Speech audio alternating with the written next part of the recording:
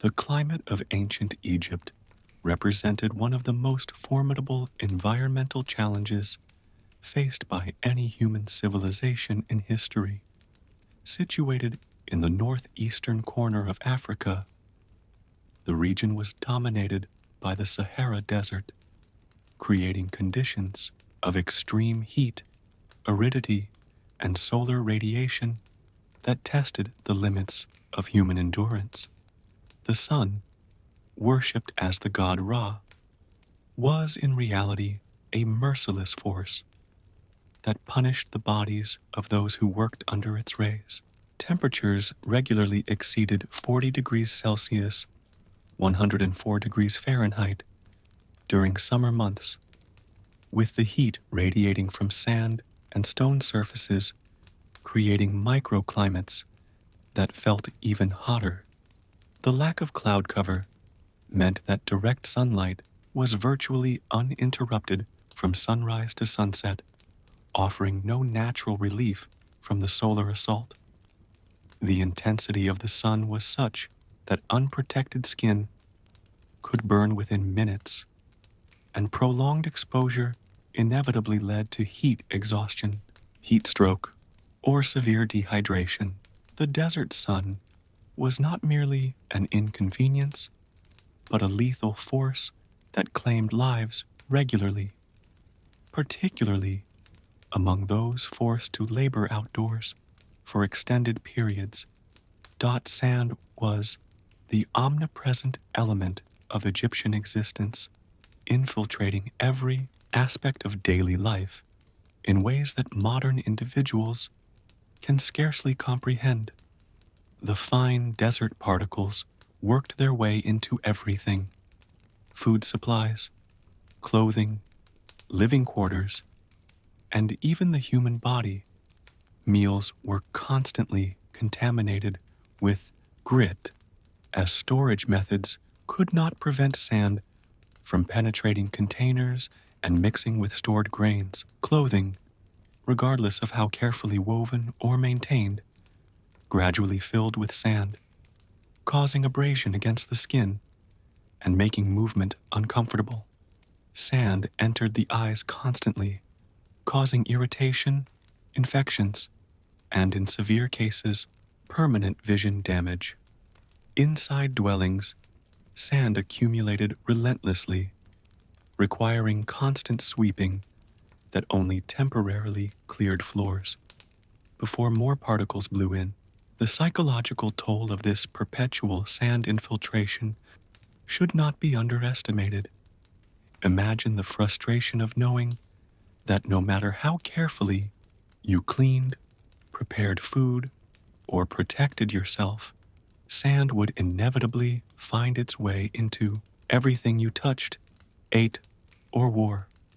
This constant battle against an elemental force was a defining feature of Egyptian existence that modern humans, with their controlled environments and sealed containers, would find psychologically unbearable. Sleep presented its own set of challenges in the Egyptian climate. The extreme heat of daylight hours made rest difficult during the day, particularly for those whose labor continued through the hottest periods. Nighttime brought little relief, as desert temperatures could drop dramatically after sunset, creating uncomfortable cold that contrasted sharply with the day's heat.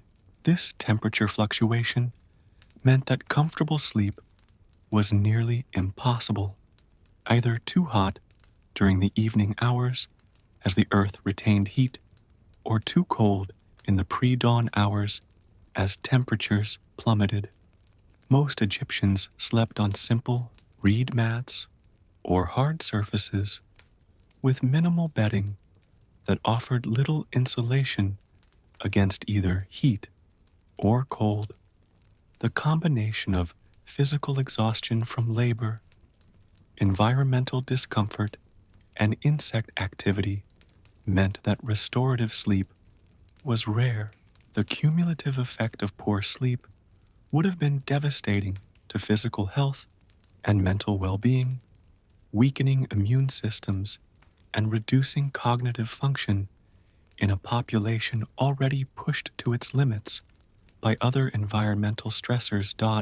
The Nile River, while the lifeblood of Egyptian civilization, brought its own set of environmental challenges through its annual flooding cycle. The inundation, which occurred between June and September each year, was essential for agriculture, depositing nutrient-rich silt that enabled farming in the desert. However, this same flooding brought destruction and disruption to human settlements. Homes built too close to the riverbanks were regularly swept away, forcing families to rebuild repeatedly. The floodwaters carried not just beneficial silt, but also debris, contaminants, and disease organisms that spread through communities. Stagnant pools left behind as waters receded became breeding grounds for mosquitoes and other disease vectors. The flooding also disrupted the agricultural calendar, creating periods of intense labor followed by enforced idleness that made economic planning difficult. While modern observers often romanticize the Nile's bounty, the reality was that its annual cycle created a pattern of destruction and renewal that required constant adaptation and resilience from the Egyptian population. The river gave life, but it did so on terms that often included hardship and suffering. The desert environment beyond the Nile Valley presented additional challenges for those forced to travel or work in these regions. The lack of water sources meant that expeditions required careful planning and carried significant risk of death from dehydration. Sandstorms could appear with little warning, reducing visibility to zero and causing disorientation that could lead travelers astray to perish.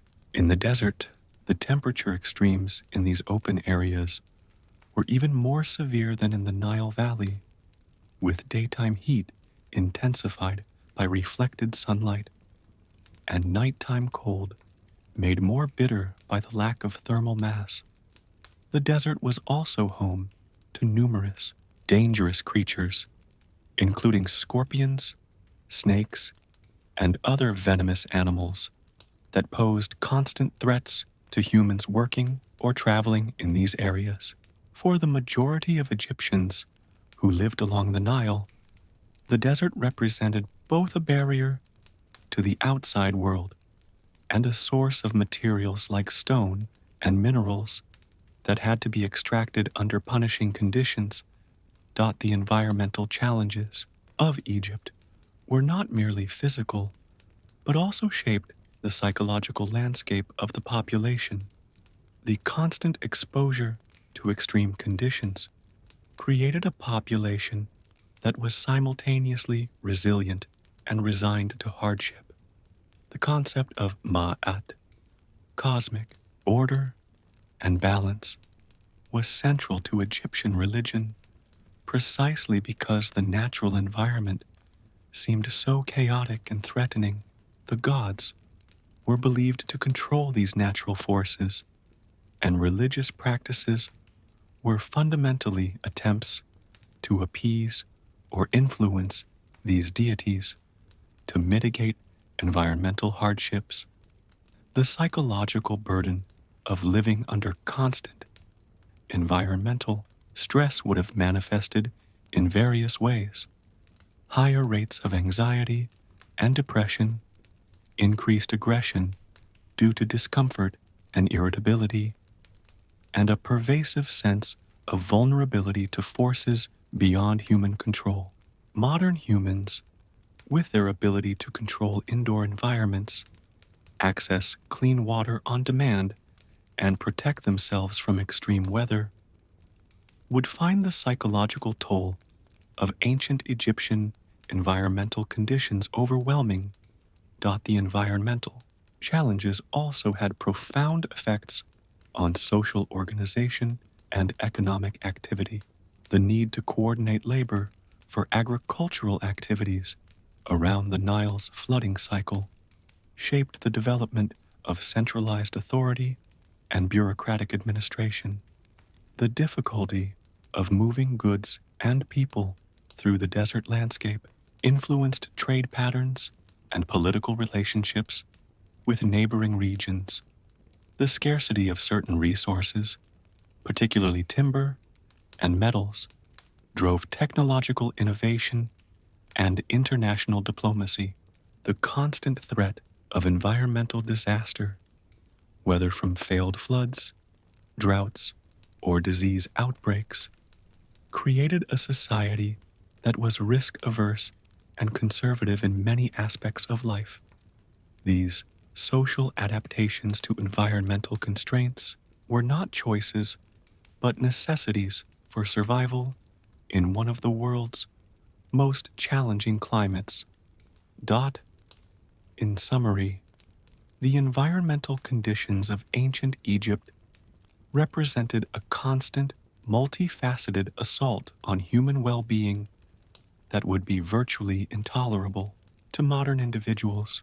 The relentless sun, infiltrating sand, temperature extremes, unpredictable flooding, and desert dangers combined to create an environment where survival itself was an achievement. The Egyptians developed remarkable adaptations to these conditions, but these came at tremendous physical and psychological cost. The modern person, accustomed to climate-controlled environments, readily available clean water, and protection from natural elements, would find the environmental reality of ancient Egypt not merely uncomfortable, but actively hostile to human existence. The ability of ancient Egyptians to survive and even thrive under these conditions speaks to their remarkable resilience, but it also highlights a fundamental truth about their world. Nature was not a benevolent provider, but a constant adversary that demanded constant struggle and sacrifice. Labor in ancient Egypt was fundamentally different from modern concepts of work, representing not merely an economic activity, but a comprehensive system of human exploitation that consumed lives and bodies with ruthless efficiency. The vast majority of Egyptians existed in a state of perpetual labor, their days consumed by tasks that were physically grueling, monotonous, and often dangerous. If transported to this ancient world, the modern person would immediately confront the shocking reality that labor was not a choice, but an inescapable condition of existence, dictated by birth status and enforced by systems of control that left no room for individual agency. The work itself was characterized by its sheer physical intensity. Tasks that modern machinery handles effortlessly were performed entirely by human muscle power under conditions that maximized discomfort and danger. The Egyptian labor system was designed to extract maximum productivity from human bodies without regard for their well-being or longevity, creating a reality where work was not merely a means of survival, but a direct cause of suffering and premature death.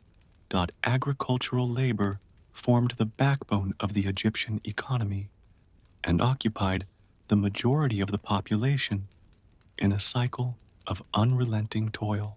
The typical peasant farmer existed in a state of near constant work, with only brief periods of respite during the hottest parts of the day or the flooding season when fields were inaccessible.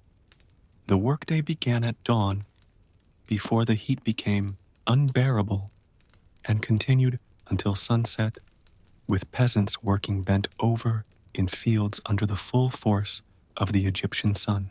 Planting involved manually digging holes in the hard-baked earth with simple hoes dropping seeds and covering them, all while exposed to solar radiation that would quickly overwhelm modern individuals unaccustomed to such conditions. Weeding required hours of back-breaking labor in a stooped position, hands exposed to thorns, insects, and the abrasive soil.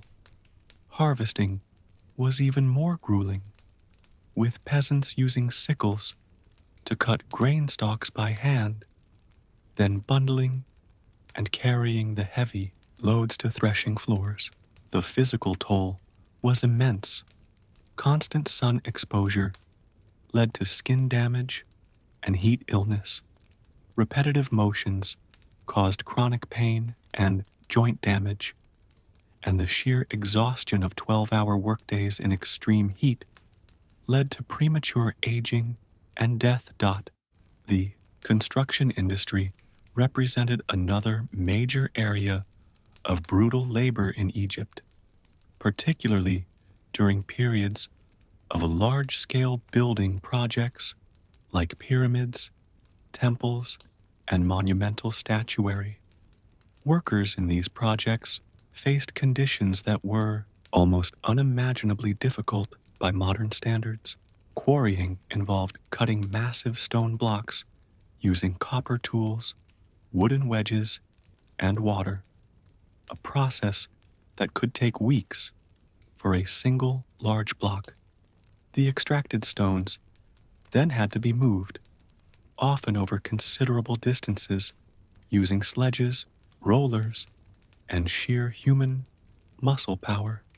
Historical evidence suggests that teams of workers would pull stone blocks weighing several tons across desert terrain, a task requiring coordinated effort and tremendous physical exertion under the desert. Soon, at construction sites, the stones had to be lifted into position using ramps, levers, and human labor, with workers risking life and limb to position blocks accurately. The mortality rate among construction workers was high, with accidents, injuries, and sheer physical exhaustion claiming lives regularly.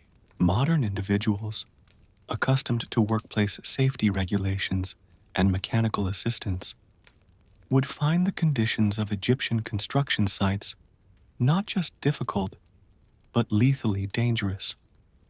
Mining and metallurgy represented particularly hazardous forms of labor in ancient Egypt. The Egyptian desert contained valuable resources like gold, copper, and semi-precious stones that had to be extracted through mining operations that were brutally dangerous. Miners worked in narrow, poorly ventilated tunnels, often lit only by primitive oil lamps that consumed oxygen and produced toxic fumes. The risk of tunnel collapse was constant, with miners buried alive when supports failed. The dust generated by mining operations caused respiratory diseases that were inevitably fatal in the absence of effective treatments. Metallurgical work involved smelting ores at extremely high temperatures, with workers exposed to toxic metal fumes and severe burns. The heat of furnaces, combined with the desert sun, created working conditions that could quickly lead to heat stroke and death. The physical demands of mining, digging, hauling ore, and processing materials were compounded by the psychological stress of working in dark, dangerous environments where death could come at any moment. Modern individuals, with their understanding of occupational hazards and workplace safety, would find Egyptian mining conditions not just unpleasant, but actively terrifying. Textile production was another area of labor that was grueling in its intensity and monotony. The production of linen, Egypt's primary fabric, involved numerous steps that were physically demanding and repetitive. Women were primarily responsible for textile work, beginning with the cultivation and harvesting of flax plants. The flax then had to be retted, soaked to soften fibers, beaten to separate fibers, and spun into thread using simple spindles. This spinning process was continuous, with women spending hours each day performing the same twisting motion, leading to repetitive strain injuries and chronic pain. The thread was then woven into fabric on horizontal looms, a process that required constant attention and physical effort. The final steps of bleaching and finishing the linen involved additional labor, all performed without the benefit of modern labor-saving devices. The monotony of textile work was perhaps its most soul-crushing aspect. Days filled with identical motions, producing fabric that would primarily benefit others while offering minimal compensation to the producer. Modern individuals, accustomed to variety in their work and leisure time, would find the relentless repetition of Egyptian textile production psychologically unbearable. The labor system in Egypt was enforced through a combination of physical coercion, economic necessity, and ideological control. The majority of workers were peasants who owed labor obligations to the state or temple institutions that controlled the land.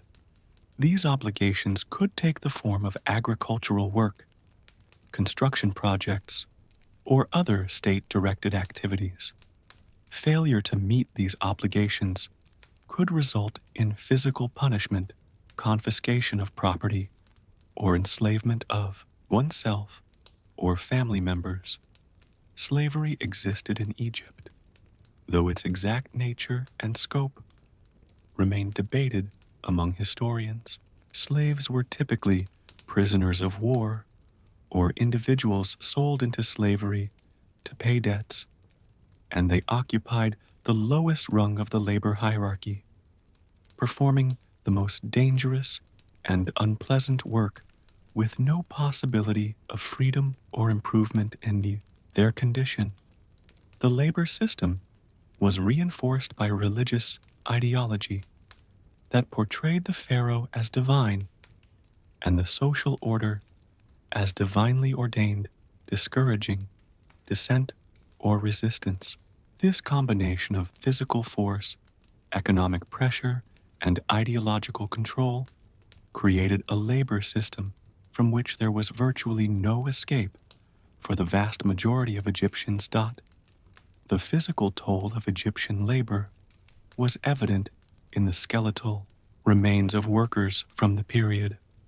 Archaeological evidence shows high rates of arthritis, spinal deformities, stress fractures, and other indicators of repetitive stress and heavy labor. Dental health was uniformly poor, with teeth worn down by grit in food and abscesses common due to lack of dental care. Life expectancy for laborers was remarkably low by modern standards, with many dying in their 30s or 40s from the cumulative effects of overwork, malnutrition, and disease. Children were put to work at young ages, contributing to family labor obligations and developing physical deformities from performing tasks inappropriate for their developing bodies. The elderly who survived to old age typically did so only if they had managed to secure positions that required less physical labor, as the Egyptian economy had no provision for those unable to work. The physical reality of Egyptian labor was that it consumed bodies, leaving behind damaged skeletons and shortened lives as its primary legacy. The psychological impact of constant labor in ancient Egypt cannot be overstated. The absence of leisure time, the monotony of repetitive tasks, and the constant physical discomfort created a population that was psychologically exhausted as well as physically depleted. The concept of personal fulfillment or job satisfaction was virtually non existent in a system where labor was compulsory and performed under duress. The lack of control over one's work life, being told what to do, when to do it, and how to do it, with no possibility of changing one's condition, created a sense of powerlessness that would be deeply damaging to mental health. The only relief from this psychological burden came through religious beliefs that promised rewards in the afterlife, or through rare festivals that temporarily suspended the normal routine of labor. For modern individuals who typically choose their careers, expect work to provide personal satisfaction, and enjoy significant leisure time. The psychological reality of Egyptian labor would be profoundly alien and depressing. In conclusion, labor in ancient Egypt represented a comprehensive system of human exploitation that would be completely intolerable to modern individuals. The physical intensity of the work, performed under extreme environmental conditions without modern equipment or safety measures, would quickly overwhelm even the strongest modern person. The psychological burden of compulsory, monotonous labor with no possibility of escape or improvement would be equally devastating. The Egyptian labor system extracted maximum productivity from human bodies while offering minimal compensation or consideration for their well-being, resulting in shortened lives filled with suffering and struggle. The modern person, accustomed to labor protections, workplace safety regulations, and the ability to change jobs or careers, would find the reality of Egyptian labor not just difficult, but fundamentally incompatible with contemporary values of human rights and personal dignity. The ability of ancient Egyptians to endure such conditions speaks to their remarkable resilience, but it also highlights a brutal truth about their world. Human life was valued primarily for its labor output, and individual suffering was an accepted cost of maintaining the civilization that has so fascinated later generations. Slavery in ancient Egypt represented the most extreme manifestation of human exploitation within a society already built on systems of compulsory labor. While the exact nature and scope of Egyptian slavery remain subjects of scholarly debate, historical and archaeological evidence clearly indicates the existence of a population of people who were considered property rather than human beings, forced to perform the most dangerous and degrading work under conditions of extreme brutality. If transported to ancient Egypt, the modern person would immediately confront the horrifying reality that slavery was not merely an institution, but a lived experience of complete dehumanization, where individuals were bought, sold, punished, and worked to death with no more consideration than livestock. The psychological shock of witnessing or experiencing this system would be profound for modern individuals raised in societies that at least nominally value human rights and personal dignity. Egyptian slavery was not the romanticized version sometimes depicted in popular media, but a brutal system of human exploitation that consumed lives with ruthless efficiency. The origins of slavery in Egypt were varied, but most slaves were either prisoners of war or individuals sold into slavery to pay debts. Military campaigns against neighboring peoples regularly resulted in captives who were enslaved and brought back to Egypt. These prisoners of war included men, women, and children, with the men typically assigned to the hardest physical labor, and the women and children often serving in domestic roles or as concubines. Debt slavery was another common source, with individuals who could not repay loans selling themselves or family members into bondage. In some cases, children born to slave parents automatically inherited their mother's slave status, creating multi-generational slavery that was virtually inescapable. The slave trade was a recognized part of the Egyptian economy, with slaves being bought and sold in markets like any other commodity.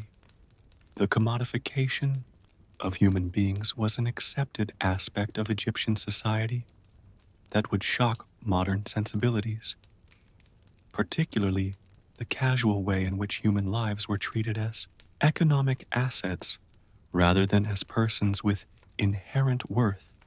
The living conditions for slaves were deliberately designed to be dehumanizing and oppressive.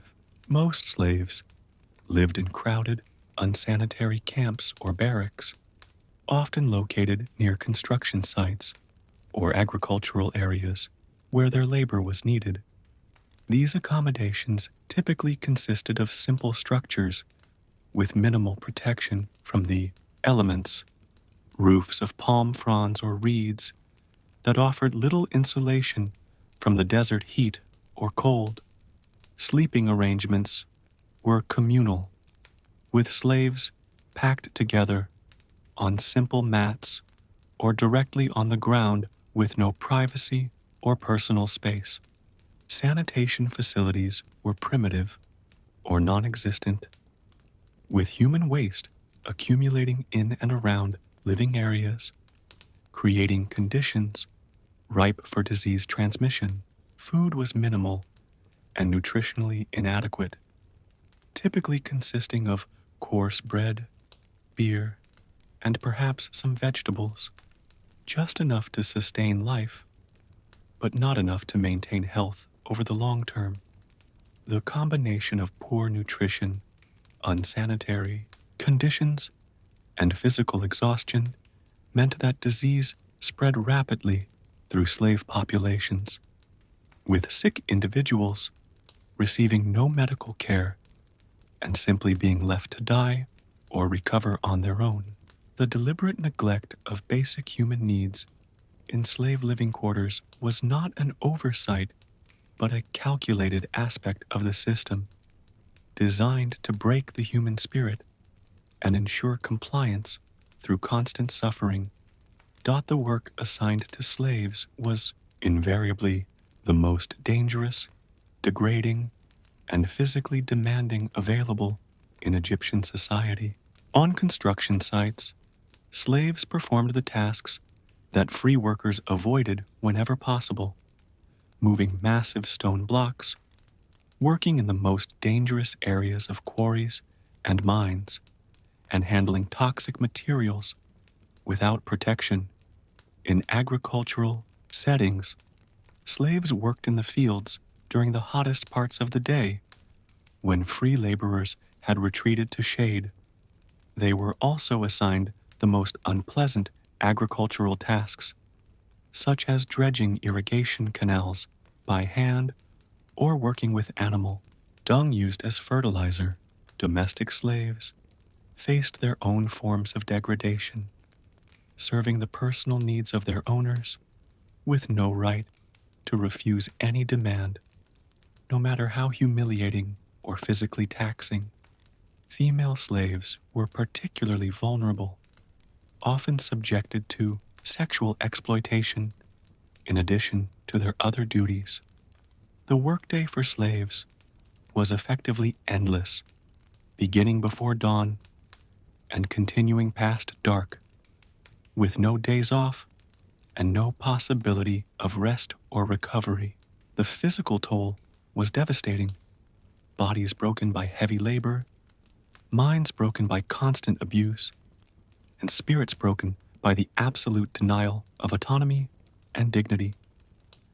Punishments for slaves were severe and administered with casual cruelty for even minor infractions or perceived shortcomings. The Egyptian legal system offered virtually no protection to slaves, who were considered property rather than persons with rights. Owners and overseers could punish slaves at their discretion using methods that included whipping, beating, mutilation, and execution. Whipping was the most common form of punishment, with slaves being flogged for working too slowly, making mistakes, or showing any sign of resistance. More severe punishments included branding with hot irons, cutting off ears or noses, or amputation of hands for theft or attempted escape. Execution was reserved for serious offenses like rebellion or killing an owner, with methods including crucifixion, burning alive, or impalement. The public nature of many punishments served as a deterrent to other slaves, who were forced to watch the suffering of their fellows as a warning against disobedience. The psychological impact of this constant threat of violence cannot be overstated.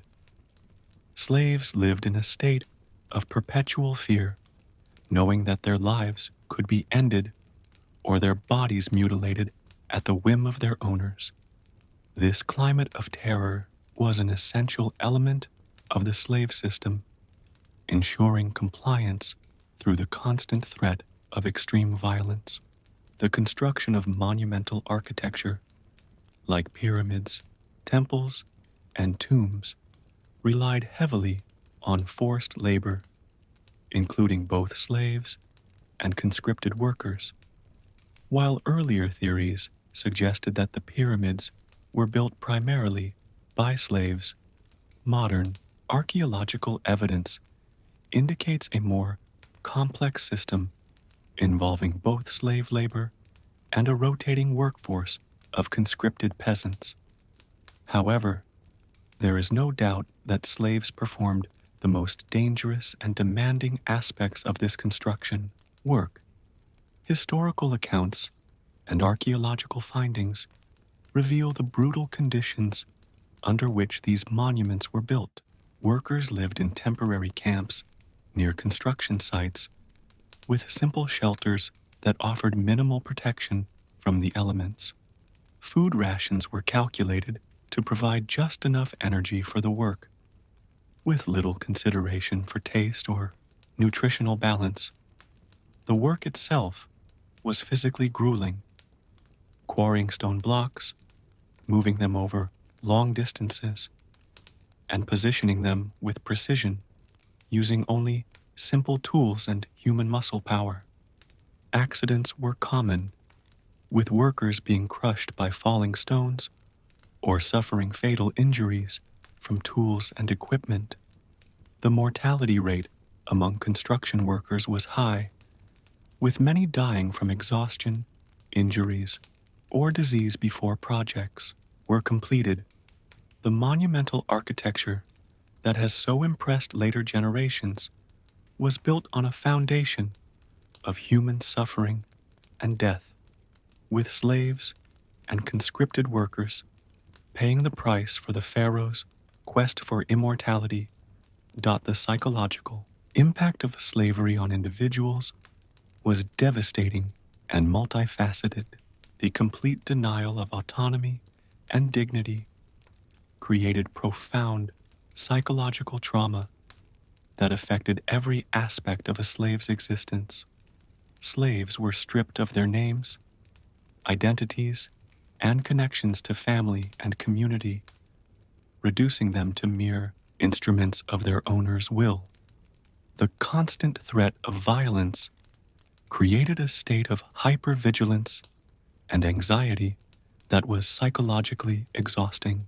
The inability to protect loved ones, spouses, children, parents, from abuse or exploitation added another layer of psychological suffering. Many slaves experienced what modern psychologists would recognize as complex post-traumatic stress disorder, with symptoms including depression, anxiety, emotional numbness, and dissociation. The only psychological escape routes available to slaves were through religion, finding meaning in suffering through religious beliefs, or through death, which offered release from an unbearable existence. For modern individuals who value personal autonomy, psychological well being, and the protection of human rights. The psychological reality of Egyptian slavery would be not just distressing, but fundamentally incompatible with contemporary values of human dignity. The economic impact of slavery on Egyptian society was complex and far reaching. Slavery provided a source of labor for the most difficult and dangerous jobs, allowing the state and wealthy individuals to undertake large projects that would have been impossible with voluntary labor alone. The existence of a slave class also reinforced social hierarchies, with even the poorest free Egyptians able to take comfort in the knowledge that they were not slaves. However, slavery also created economic inefficiencies, as slaves had no incentive to work efficiently or innovatively when they received no benefit from their labor. The system also required significant resources for control. Overseers, guards, and the infrastructure needed to maintain slave populations. The economic benefits of slavery accrued primarily to the elite, while the costs were borne by the slaves themselves and by society as a whole through the loss of human potential and the social tensions created by such an exploitative system. The economic rationale for slavery in Egypt was not based on efficiency, but on power, the ability of the strong to exploit the weak for their own benefit. In conclusion, slavery in ancient Egypt represented the most extreme form of human exploitation within a society already built on systems of compulsory labor. The complete dehumanization of slaves, the brutal living and working conditions, the constant threat of violence, and the devastating psychological impact created a reality that would be utterly intolerable to modern individuals. The monumental architecture and agricultural productivity that impress us about ancient Egypt were built on a foundation of human suffering and death, with slaves paying the highest price for the civilization's achievements. The modern person, accustomed to concepts of human rights, personal dignity, and the illegality of slavery, would find the reality of Egyptian slavery not just historically interesting, but morally repugnant and psychologically devastating to witness or experience. The existence of slavery in ancient Egypt reminds us that the impressive achievements of civilizations often come at tremendous human cost, with the suffering of the most vulnerable members of society being the price paid for the glory of the elite. The diet of ancient Egypt was characterized by its extreme monotony, nutritional inadequacy, and vulnerability to disruption, creating a reality where hunger was a constant companion to most of the population. If transported to ancient Egypt, the modern person would immediately be struck by the sheer lack of variety in the available foods and the minimal nutritional value of what was consumed. The typical Egyptian diet was built around a few staple foods that were eaten day after day, year after year, with little variation or opportunity for indulgence. This monotonous diet was not a matter of choice, but of necessity, as agricultural production was limited to what could be grown in the Nile Valley, and transportation constraints made imported foods rare luxuries available only to the wealthiest. The nutritional consequences of this limited diet were severe, with most Egyptians suffering from various forms of malnutrition that weakened their bodies and shortened their lives. For modern individuals accustomed to abundant food choices and nutritional awareness, the Egyptian diet would represent not just boredom, but a constant threat to health and well-being. The foundation of the Egyptian diet was bread, which was consumed at every meal by people of all social classes. However, this bread bore little resemblance to the fluffy loaves enjoyed by modern people. Egyptian bread was made from emmer wheat, a variety that produces tough, heavy grain with low gluten content. The grinding process itself contributed to the bread's unpleasant qualities. Grain was ground between stones, which inevitably left tiny fragments of stone in the flour. This grit wore down teeth over time, causing dental problems that were nearly universal among Egyptians. The bread was typically unleavened or only lightly leavened, resulting in a dense, hard texture that was difficult to chew. It was often baked in simple clay ovens or directly on hot ashes, which meant the outside was frequently burned, while the inside remained undercooked. The bread was also frequently contaminated with sand and other impurities, giving it a gritty texture that damaged teeth and digestive systems. Despite these drawbacks, bread was the primary source of calories for most Egyptians, constituting up to 70% of their daily food intake.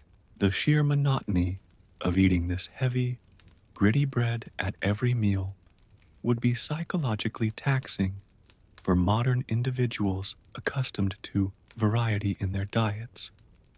Beer was the other staple of the Egyptian diet, consumed by people of all ages and social classes, including children. Egyptian beer was not the alcoholic beverage known today, but a thick, nutritious liquid that served as both food and drink. It was made from partially baked barley bread that was crumbled into water and left to ferment naturally. The resulting liquid was low in alcohol, but high in calories and nutrients, making it an important source of sustenance for laborers who needed energy for their physically demanding work. However, the beer was often contaminated with various impurities from the fermentation process, including bacteria and mold that could cause illness. It was also typically consumed from shared vessels, facilitating the spread of disease.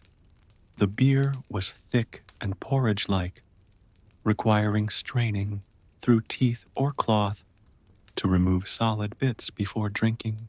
While it provided essential calories and nutrients, the constant consumption of this thick, potentially contaminated beer would be unappealing to modern palates, accustomed to clean, pure water, and a variety of beverage choices. Vegetables formed a minor component of the Egyptian diet, with onions, garlic, leeks, and lentils being the most commonly consumed. These vegetables were relatively easy to grow in the Nile Valley and could be stored for extended periods, making them reliable food sources. Onions and garlic were particularly important, as they were believed to have medicinal properties and were consumed in large quantities. However, the preparation methods for these vegetables were simple, typically eaten raw or boiled with minimal seasoning. The lack of variety in vegetables and the absence of cooking techniques beyond boiling or roasting meant that meals were bland and uninteresting by modern standards. Fruits were even less common, with dates, figs, and pomegranates being available seasonally, but rarely consumed by the lower classes. The absence of fresh vegetables and fruits for much of the year led to vitamin deficiencies that weakened immune systems and contributed to various health problems. For modern individuals accustomed to abundant fresh produce and sophisticated cooking techniques, the vegetable component of the Egyptian diet would seem nutritionally inadequate, and culinarily, primitive. Protein sources in the Egyptian diet were limited and unevenly distributed across the population. Fish from the Nile was the most commonly available protein source, particularly for those living near the river. However, fish was typically eaten, dried or salted for preservation, which made it tough and strongly flavored. The drying process also did not always prevent spoilage, leading to cases of food poisoning from contaminated fish. Poultry and domesticated fowl, like ducks and geese, were raised but were primarily consumed by the wealthy or reserved for special occasions. Beef was extremely rare, as cattle were valuable assets for agricultural work and were slaughtered only when they could no longer perform their labor functions. Wild game was occasionally available, but hunting was restricted to the elite and required significant time and effort. Eggs were consumed, but in limited quantities. The result was that most Egyptians consumed insufficient protein for optimal health, leading to muscle wasting, weakened immune systems, and stunted growth in children. The modern person, accustomed to abundant protein sources from both animal and plant origins, would find the protein limitations of the Egyptian diet not just inconvenient, but actively harmful to health. Food storage and preservation presented significant challenges in the Egyptian climate, leading to frequent spoilage and contamination. Without refrigeration or modern preservation techniques, Egyptians relied on drying, salting, and smoking to preserve foods for periods when fresh produce was unavailable. However, these methods were only partially effective in the hot, humid climate of the Nile Valley. Granaries, where grain was stored, were vulnerable to infestation by insects and rodents, which could destroy significant portions of the stored food. Dampness during the flooding season could cause mold growth in stored grain, leading to contamination with toxic molds that could cause hallucinations, organ damage, or death when consumed. Salted and dried fish often spoiled in the heat, particularly if not properly prepared or stored. The lack of effective food preservation meant that hunger was a constant threat, particularly in the months before the annual harvest when stored supplies were running low. The modern person, accustomed to refrigeration, vacuum sealing, and other modern preservation methods, would find the Egyptian food supply system terrifyingly precarious, with the constant threat of starvation looming over every household. The social distribution of food in Egypt was highly unequal, with the vast majority of the population existing at or near subsistence levels, while the elite enjoyed relative abundance. Peasants and laborers consumed the monotonous diet of bread, beer, and occasional vegetables described earlier, with little variation or opportunity for indulgence. Slaves often received even less, with minimal rations just sufficient to keep them alive and working. In contrast, the pharaoh, nobles, and high priests enjoyed a varied diet that included imported luxuries like olive oil, wine, and exotic spices. They also consumed more meat, poultry, and fish than the general population, as well as a wider variety of fruits and vegetables. This unequal distribution was not merely a matter of preference, but a fundamental aspect of the social hierarchy, with food serving as a visible marker of status and power. The psychological impact of this inequality was profound, with the lower classes constantly aware of the abundance enjoyed by the elite, while they themselves struggled with hunger and malnutrition. For modern individuals who live in societies where food abundance is relatively widespread, despite ongoing issues of food insecurity, this stark inequality in access to basic nutrition would be morally troubling and psychologically disturbing. The nutritional consequences of the Egyptian diet were severe and visible in the archaeological record. Skeletal remains show high rates of anemia, evidenced by porous lesions on the skull roof and other bones. Dental problems were universal, with teeth worn down by grit in food and abscesses common due to poor dental hygiene. Stunted growth in children indicates chronic malnutrition during developmental years.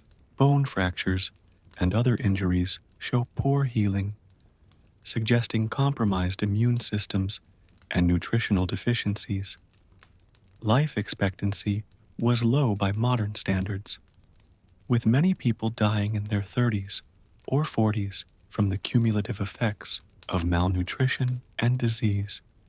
The constant struggle to obtain sufficient nutrition created a population that was physically weakened and vulnerable to illness, creating a vicious cycle where poor nutrition led to poor health, which in turn reduced the ability to work and obtain adequate nutrition. For modern individuals who understand the connection between nutrition and health and have access to a variety of nutritious foods, the physical consequences of the Egyptian diet would be horrifying to witness. In conclusion, the diet of ancient Egypt was characterized by monotony, nutritional inadequacy, and vulnerability to disruption, creating a reality where hunger was a constant companion to most of the population. The heavy, gritty bread, thick beer, limited vegetables, and scarce protein sources formed a diet that was nutritionally insufficient and culinarily unappealing by modern standards. Food storage challenges and social inequality further compounded the problem, with the vast majority of Egyptians existing at or near subsistence levels, while the elite enjoyed relative abundance. The nutritional consequences were severe, with high rates of anemia, dental problems, stunted growth, and shortened life expectancy evident in the archaeological record. For modern individuals accustomed to abundant food choices, nutritional awareness, and modern preservation methods, the Egyptian diet would represent not just boredom, but a constant threat to health and well-being. The ability of ancient Egyptians to survive and even build a remarkable civilization on such a nutritionally inadequate foundation speaks to their resilience, but it also highlights fundamental truth about their world. Access to sufficient and nutritious food was never guaranteed, and hunger was a constant threat that shaped every aspect of daily life. Disease in ancient Egypt was not merely an occasional misfortune, but a constant, pervasive threat that shaped every aspect of life and death. The combination of environmental factors, primitive medical knowledge, limited hygiene practices, and crowded living conditions created a landscape where illness was ubiquitous and death from disease could strike at any age. If transported to ancient Egypt, the modern person would immediately be confronted with the shocking reality that disease was not just a medical issue, but a fundamental condition of existence, affecting everything from infant mortality rates to labor productivity to religious beliefs and practices. The Egyptians developed sophisticated medical practices for their time, but these were virtually powerless against the onslaught of pathogens that flourished in their environment. For modern individuals who benefit from vaccines, antibiotics, sanitation systems, and understanding of germ theory, the disease environment of ancient Egypt would be not just frightening, but virtually incomprehensible in its severity and pervasiveness. The Nile River, while the source of Egypt's fertility, was also a primary vector for numerous diseases that plagued the population. The slow-moving waters of the Nile, particularly during the flooding season, provided ideal breeding conditions for mosquitoes that transmitted malaria and other parasitic diseases. Schistosomiasis, a debilitating parasitic disease caused by blood flukes, was rampant in Egypt due to the constant contact with Nile water for irrigation, bathing, and daily chores. The parasite enters the body through the skin and migrates to blood vessels around the bladder and intestines, causing chronic pain, organ damage, and eventually death if untreated. Evidence of schistosomiasis has been found in mummified remains from all periods of Egyptian history, indicating how widespread this disease was. The Nile also harbored numerous other pathogens that caused dysentery, typhoid, and various gastrointestinal illnesses. The reliance on this contaminated water source for drinking, cooking, and bathing meant that exposure to disease-causing organisms was unavoidable for most Egyptians. The modern person, accustomed to treated water supplies and understanding of waterborne disease transmission, would find the constant exposure to contaminated Nile water terrifying and unavoidable. Parasitic infections beyond schistosomiasis were equally common and debilitating in ancient Egypt. Intestinal parasites, including roundworms, tapeworms, and hookworms, were nearly universal due to contaminated food and water, poor sanitation, and the use of human feces as fertilizer. These parasites caused chronic malnutrition by stealing nutrients from their hosts, leading to anemia, weakness, and impaired cognitive development in children. Hookworms in particular caused severe anemia by feeding on blood in the intestinal tract. External parasites like fleas, lice, and ticks were constant companions, spreading diseases like typhus and relapsing fever. The bites of these parasites caused discomfort and secondary infections that could become serious in the absence of effective treatments. The psychological burden of living with constant parasitic infestation should not be underestimated. Imagine the discomfort of knowing that your body was host to numerous organisms feeding on you from both inside and out, with no effective way to remove them. For modern individuals who have access to antiparasitic medications and understand the life cycles of these organisms, the constant parasitic load carried by ancient Egyptians would be horrifying to contemplate. Infectious diseases spread rapidly through Egyptian populations due to crowded living conditions and limited understanding of disease transmission. Respiratory illnesses, including tuberculosis and pneumonia, were common and often fatal, particularly in the damp, crowded conditions of worker camps and urban areas.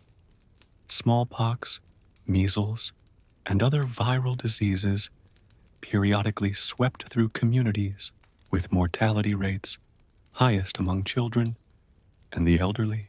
The practice of mummification and close contact with corpses during funeral rites may have facilitated the spread of certain infections. Crowded markets, temples, and public gatherings provided ideal conditions for airborne diseases to spread from person to person. The Egyptian medical system, while advanced for its time, had no effective treatments for most infectious diseases beyond supportive care like rest, hydration, and herbal remedies. The result was that infectious diseases were a leading cause of death at all ages, with many families losing multiple children to illnesses that would be easily preventable or treatable today. The modern person, accustomed to vaccines, antibiotics, and understanding of how diseases spread, would find the constant threat of deadly infectious diseases psychologically overwhelming. Dental health was universally poor in ancient Egypt, causing chronic pain and systemic health problems. The bread that formed the foundation of the Egyptian diet was ground between stones, which inevitably left tiny fragments of rock in the flour. This grit wore down tooth enamel over time, exposing the sensitive inner layers of teeth and creating pathways for infection. By adulthood, most Egyptians had severely worn teeth, often with the pulp chamber exposed, leading to excruciating toothaches and abscesses. Without modern dental treatments, these infections could spread to the jawbone and beyond, causing systemic illness that could be fatal. Dental abscesses were a common cause of death, as evidenced by numerous skulls showing evidence of severe infection that likely spread to the brain or bloodstream. The constant pain from dental problems affected nutrition, sleep, and overall quality of life, creating another burden on a population already struggling with numerous other health challenges.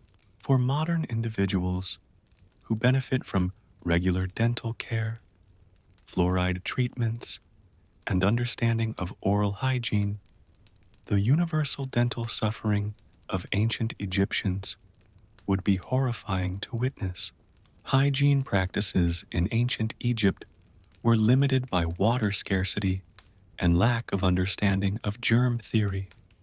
While Egyptians were relatively clean by ancient standards, regularly washing and using cosmetics and perfumes, their hygiene practices would be considered grossly inadequate by modern standards.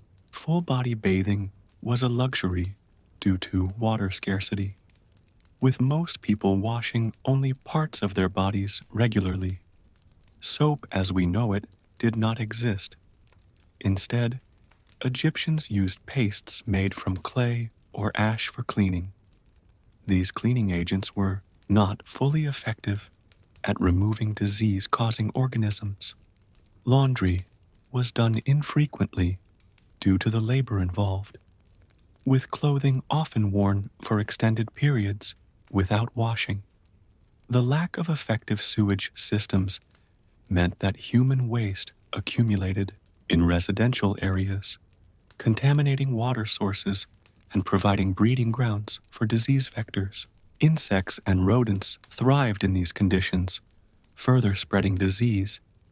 The psychological impact of living in constant filth with no effective way to achieve cleanliness would be deeply disturbing to modern individuals accustomed to regular bathing, clean clothes, and sanitation systems that remove waste from living areas.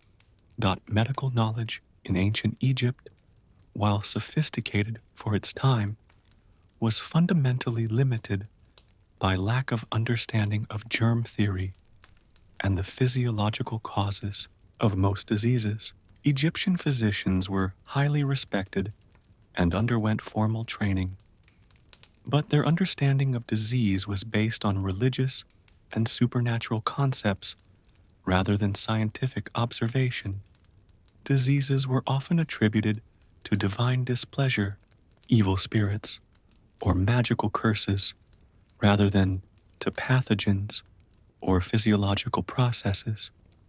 Treatments reflected this understanding, combining practical measures like wound cleaning and bandaging with magical spells and incantations designed to drive out evil forces. Surgical procedures were performed with remarkable skill. Egyptian physicians could set broken bones, perform simple surgeries, and even attempt early forms of brain surgery. But without understanding of infection or sterilization, these procedures often did more harm than good. Herbal remedies formed the basis of most treatments, with physicians having extensive knowledge of medicinal plants. While some of these remedies were effective, many were useless or even harmful. The limitations of Egyptian medicine meant that most diseases could not be effectively treated, leaving patients to suffer through their illnesses or die. For modern individuals who expect effective medical treatments for most conditions, the helplessness of Egyptian physicians in the face of rampant disease would be deeply troubling. The psychological impact of living under constant threat of disease cannot be overstated. Death was a visible presence in Egyptian life, with high infant mortality rates and the constant loss of family members and friends to preventable diseases. The fear of illness permeated daily life, influencing everything from religious practices to social customs. The elaborate funerary practices of the Egyptians, including mummification and tomb construction, can be understood in part as a response to this pervasive fear of death and disease. Religious beliefs about the afterlife provided comfort in the face of suffering and loss, but they could not alleviate the physical pain and psychological distress caused by constant illness.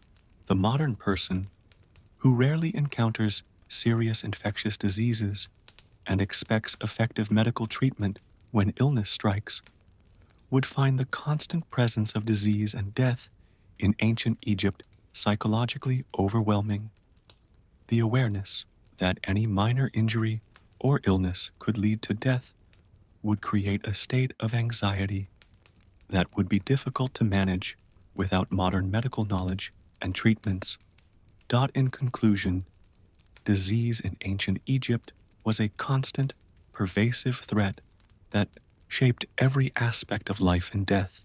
The contaminated Nile water, ubiquitous parasites, infectious diseases, poor dental health, limited hygiene practices, and inadequate medical knowledge combined to create an environment where illness was unavoidable and often fatal.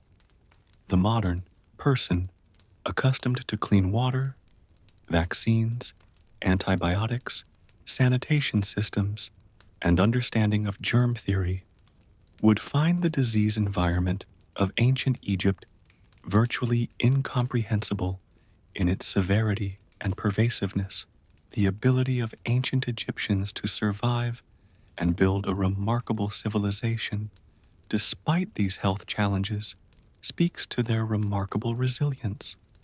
But it also highlights fundamental truth about their world. Disease was not an occasional misfortune, but a fundamental condition of existence that affected every individual from birth to death. The impressive achievements of Egyptian civilization were made by people who were constantly suffering from or recovering from illness, a reality that puts their accomplishments in an even more remarkable light. Social structure in ancient Egypt was characterized by an extreme rigidity that determined every aspect of an individual's life from birth to death.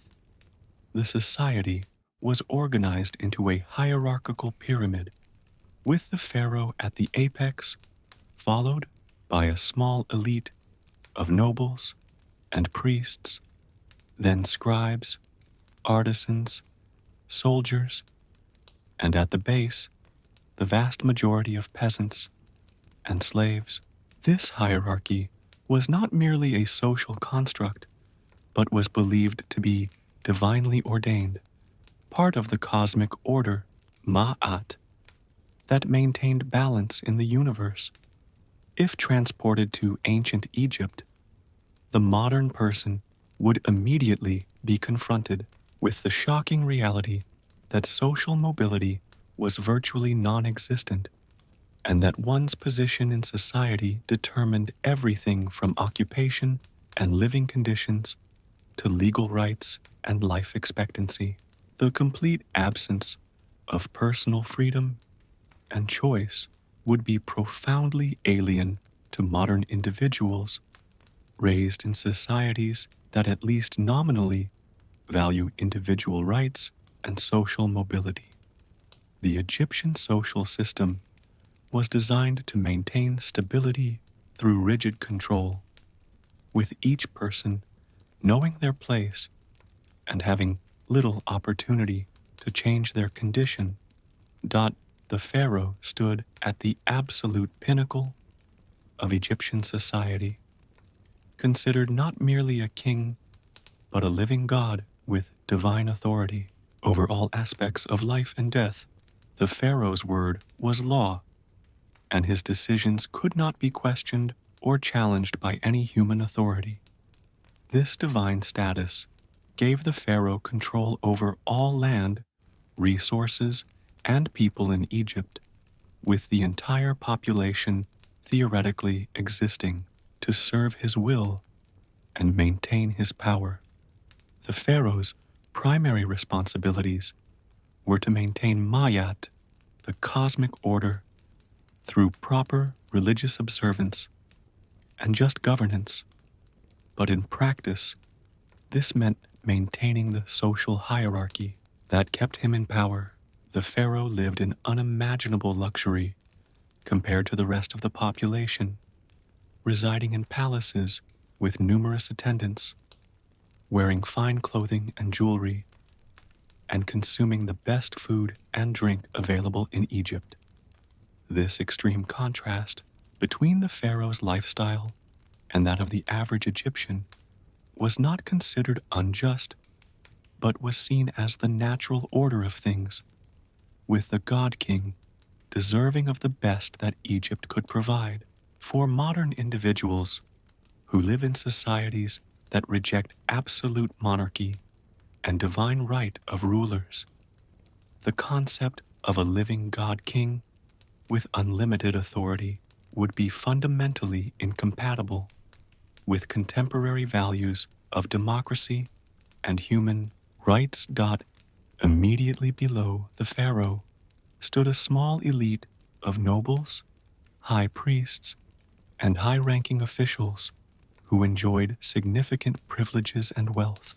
This elite class controlled the administration of Egypt, managing the vast bureaucracy that collected taxes, organized labor, and distributed resources. They lived in large houses with numerous servants, owned extensive lands, and enjoyed access to luxury goods imported from other regions. Their children received education and were prepared to inherit their parents' positions, maintaining the elite status across generations. This class was responsible for implementing the pharaoh's will and maintaining the social order that benefited them disproportionately. While they owed allegiance to the pharaoh, they also wielded significant power themselves, controlling local administration and resources. The gap between this elite class and the rest of the population was enormous, with the elite enjoying comforts and security that were unimaginable to the average Egyptian. For modern individuals who may experience wealth inequality but live in societies that at least nominally value equality of opportunity, the extreme privilege of the Egyptian elite would be morally troubling and difficult to comprehend. Scribes occupied a unique and privileged position in Egyptian society, below the elite, but above the vast majority of the population. Literacy was rare in ancient Egypt, with estimates suggesting that less than 5% of the population could read and write. Scribes, who underwent years of rigorous training to master the complex Egyptian writing systems, were essential to the functioning of the bureaucracy and enjoyed significant advantages as a result. They were exempt from manual labor and military service, received regular rations of food and other necessities, and could accumulate wealth through their positions. Scribes served in various administrative capacities, recording taxes, managing resources, drafting correspondence, and keeping records of all kinds. Their position gave them access to information and power that was unavailable to the general population. While not part of the highest elite, scribes formed a privileged middle class that enjoyed security and comfort unknown to most Egyptians. The modern person, who lives in a society with widespread literacy and education, would find the privileged position of scribes in Egypt both fascinating and troubling, as it demonstrates how knowledge was used as a tool of control rather than empowerment for the general population. Artisans and skilled craftsmen occupied a position below scribes, but above unskilled laborers and peasants. These workers possessed specialized skills in areas like pottery, metalworking, carpentry, stone, carving, and weaving that were essential to Egyptian economy and culture. Many artisans worked in state-sponsored workshops attached to temples or palaces, producing goods for the elite, or for religious purposes. They lived in specialized communities, often with better housing and more reliable food supplies than peasants. However, their work was demanding and repetitive, with artisans typically specializing in one particular aspect of production due to the division of labor. While they enjoyed more security than peasants, artisans had little control over their working conditions or the products of their labor, which belonged to the state or temple that employed them.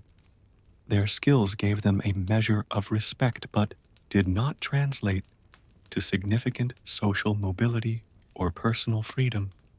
For modern individuals who value creativity and personal expression in their work, the highly specialized and controlled nature of artisanal labor in Egypt would seem creatively stifling and personally unrewarding.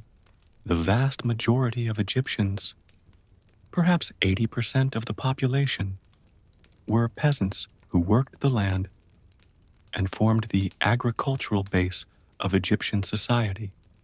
These farmers lived in small villages along the Nile, cultivating fields owned by the state, temples, or wealthy nobles. They paid taxes in the form of agricultural produce, typically giving up a significant portion of their harvest to their landlords. In addition to farming their own plots, peasants were required to perform labor obligations, corvée, for the state, working on construction projects, maintaining irrigation systems, or serving in the army when needed. The peasant lifestyle was characterized by hard physical labor, vulnerability to crop failures and floods, and minimal control over their own lives. Their houses were simple mud brick structures with thatched roofs, offering minimal protection from the elements. Food was basic and often insufficient, particularly in years of poor harvest. Despite forming the economic foundation of Egyptian society, peasants had virtually no political power or social influence. For modern individuals, who typically have some degree of control over their living conditions and work, the powerlessness of Egyptian peasants would be profoundly frustrating and demoralizing. Slaves occupied the absolute bottom of Egyptian society, with no rights, no legal personhood, and no possibility of improving their condition. As discussed in earlier sections, slaves were considered property rather than human beings, bought and sold like livestock.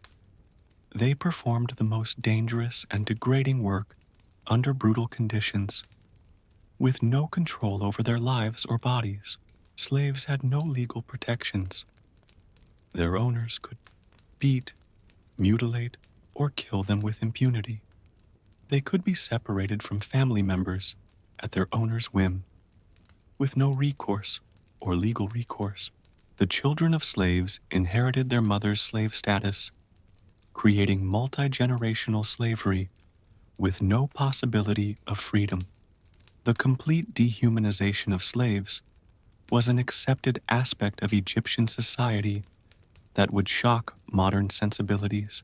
For contemporary individuals who live in societies that have formally abolished slavery and at least nominally value human rights, the existence and acceptance of slavery in ancient Egypt would be morally repugnant and psychologically devastating. To witness the absence of social mobility in Egypt was perhaps the most striking aspect of its social hierarchy for modern individuals to comprehend. With very few exceptions, a person born into a particular social class would die in that same class, with their children inheriting their status.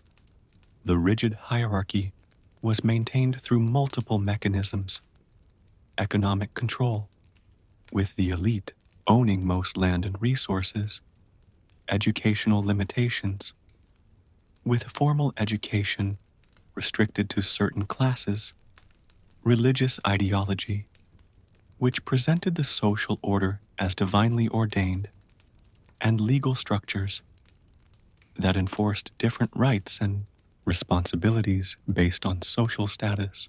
The few exceptions to this rule typically involved individuals with exceptional skills or abilities who caught the attention of someone in power, but even these cases were rare and did not fundamentally challenge the system.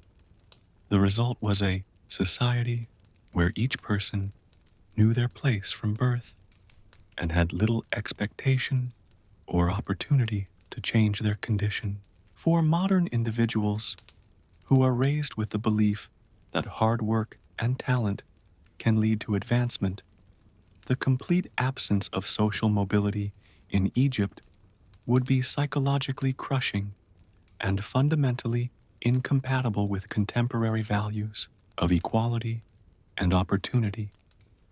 The psychological impact of living within such a rigid social hierarchy was profound and multifaceted.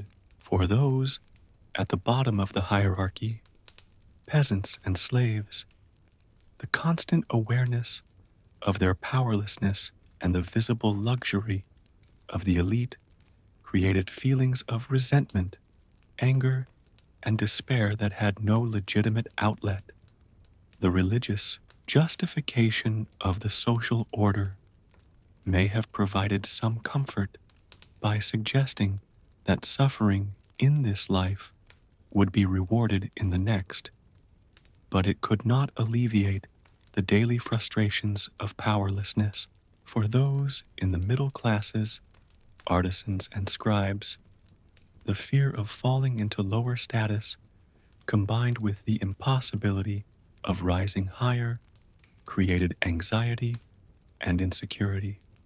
Even for the elite, the rigid hierarchy created pressures to maintain status and privilege, with the constant threat of disgrace or loss of position. The modern person, who values personal autonomy, social mobility, and equality of opportunity, would find the psychological reality of Egyptian social hierarchy deeply disturbing and potentially soul-crushing.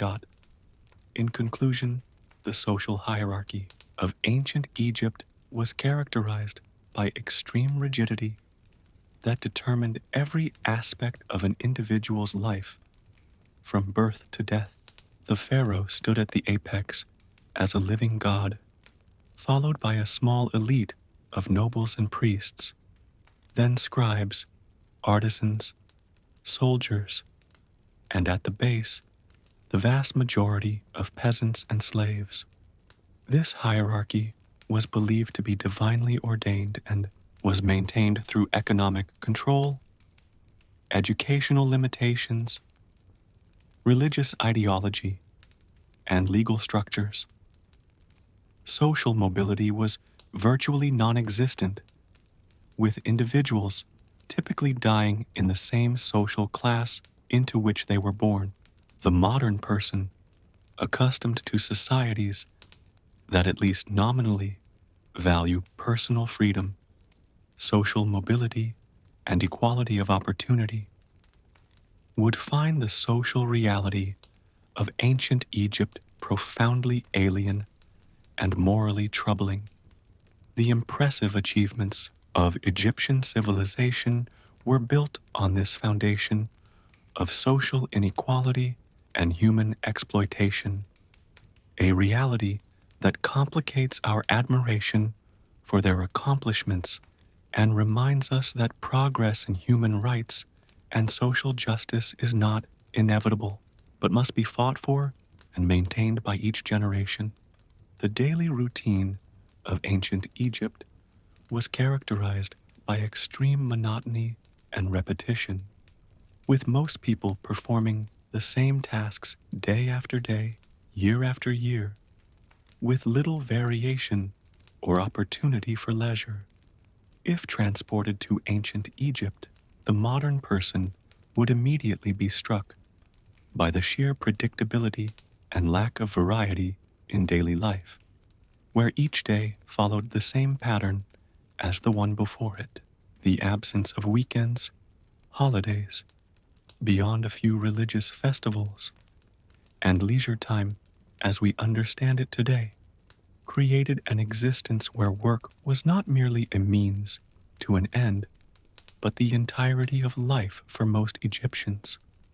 The relentless repetition of identical tasks, combined with the physical discomfort of labor under the Egyptian sun, created a psychological burden that would be difficult for modern individuals to comprehend, accustomed as we are to variety in our daily activities and significant leisure time. The Egyptian routine was not designed for personal fulfillment or enjoyment, but for the efficient extraction of labor from a population that had no choice but to comply. The typical day for an Egyptian peasant began before dawn, as the first light appeared in the sky.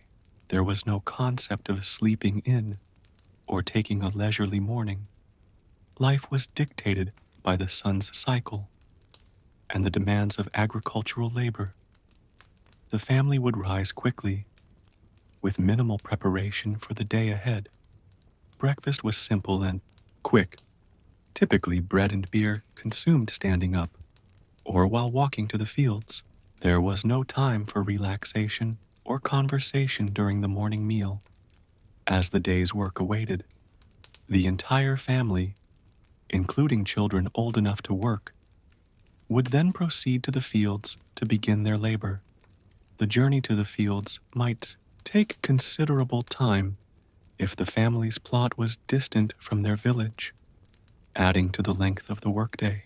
The modern person, accustomed to waking at a time of their choosing, enjoying a leisurely breakfast, and commuting to work in comfortable transportation, would find the Egyptian morning routine physically demanding and psychologically jarring in its immediacy and lack of personal choice. Agricultural work dominated the day for most Egyptians, with tasks determined by the agricultural calendar and the seasons. During planting season, peasants spent hours bent over, digging holes in the hard-baked earth with simple hoes, dropping seeds and covering them with soil. The work was backbreaking and monotonous, with the same motions repeated thousands of times each day. During growing season, the focus shifted to irrigation, maintaining the system of canals and ditches that brought water from the Nile to the fields. This involved dredging mud from canals, repairing breaches in banks, and ensuring even distribution of water to crops. Harvest season brought its own grueling labor, with peasants using sickles to cut grain stalks by hand, then bundling and transporting the heavy loads to threshing floors. Regardless of the specific task, agricultural work was characterized by its physical intensity, its monotony, and its exposure to the elements. Workers labored under the full force of the Egyptian sun, with minimal protection from heat or solar radiation. The work continued until sunset, with only brief breaks for food and rest.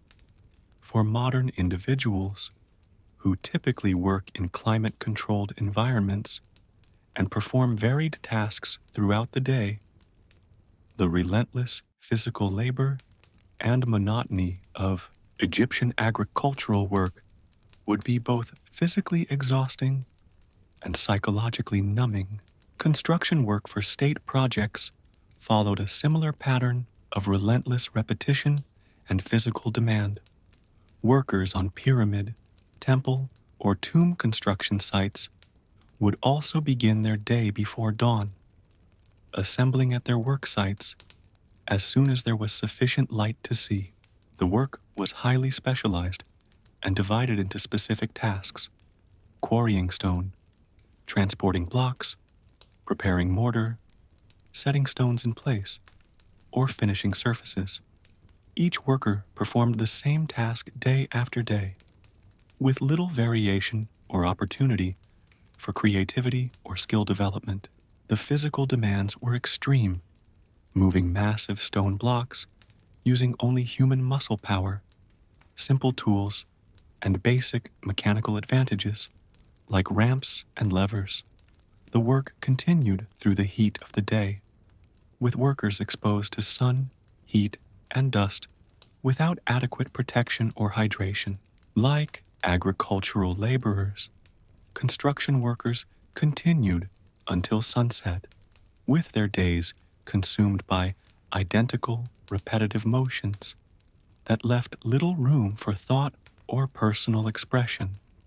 The modern person, who values variety in their work and expects tasks to be engaging or at least mentally stimulating, would find the monotonous physical labor of Egyptian construction workers psychologically crushing and spiritually empty.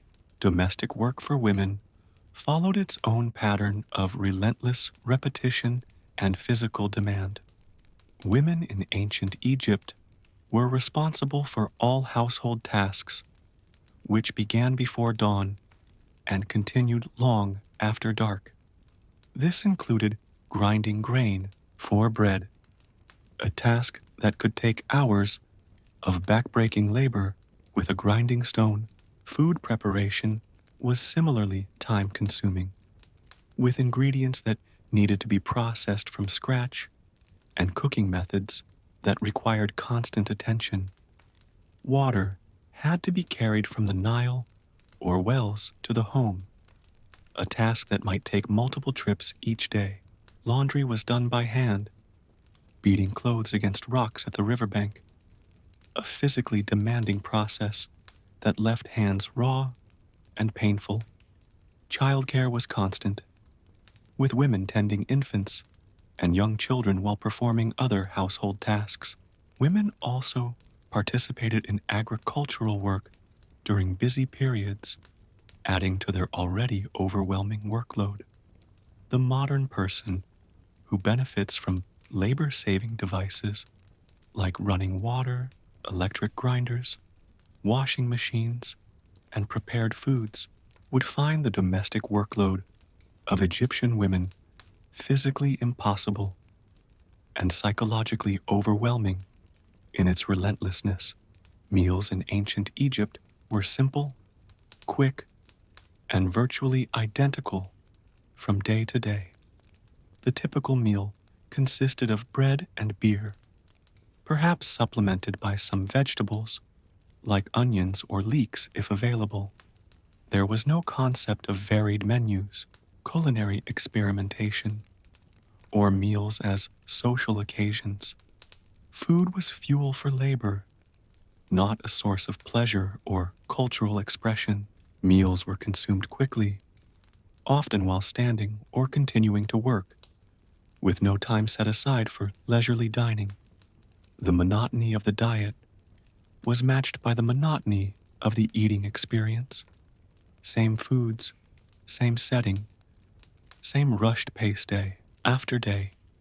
The modern person, accustomed to varied diets, culinary exploration, and meals as social occasions, would find the Egyptian approach to eating not just boring, but psychologically depressing in its lack of variety and pleasure.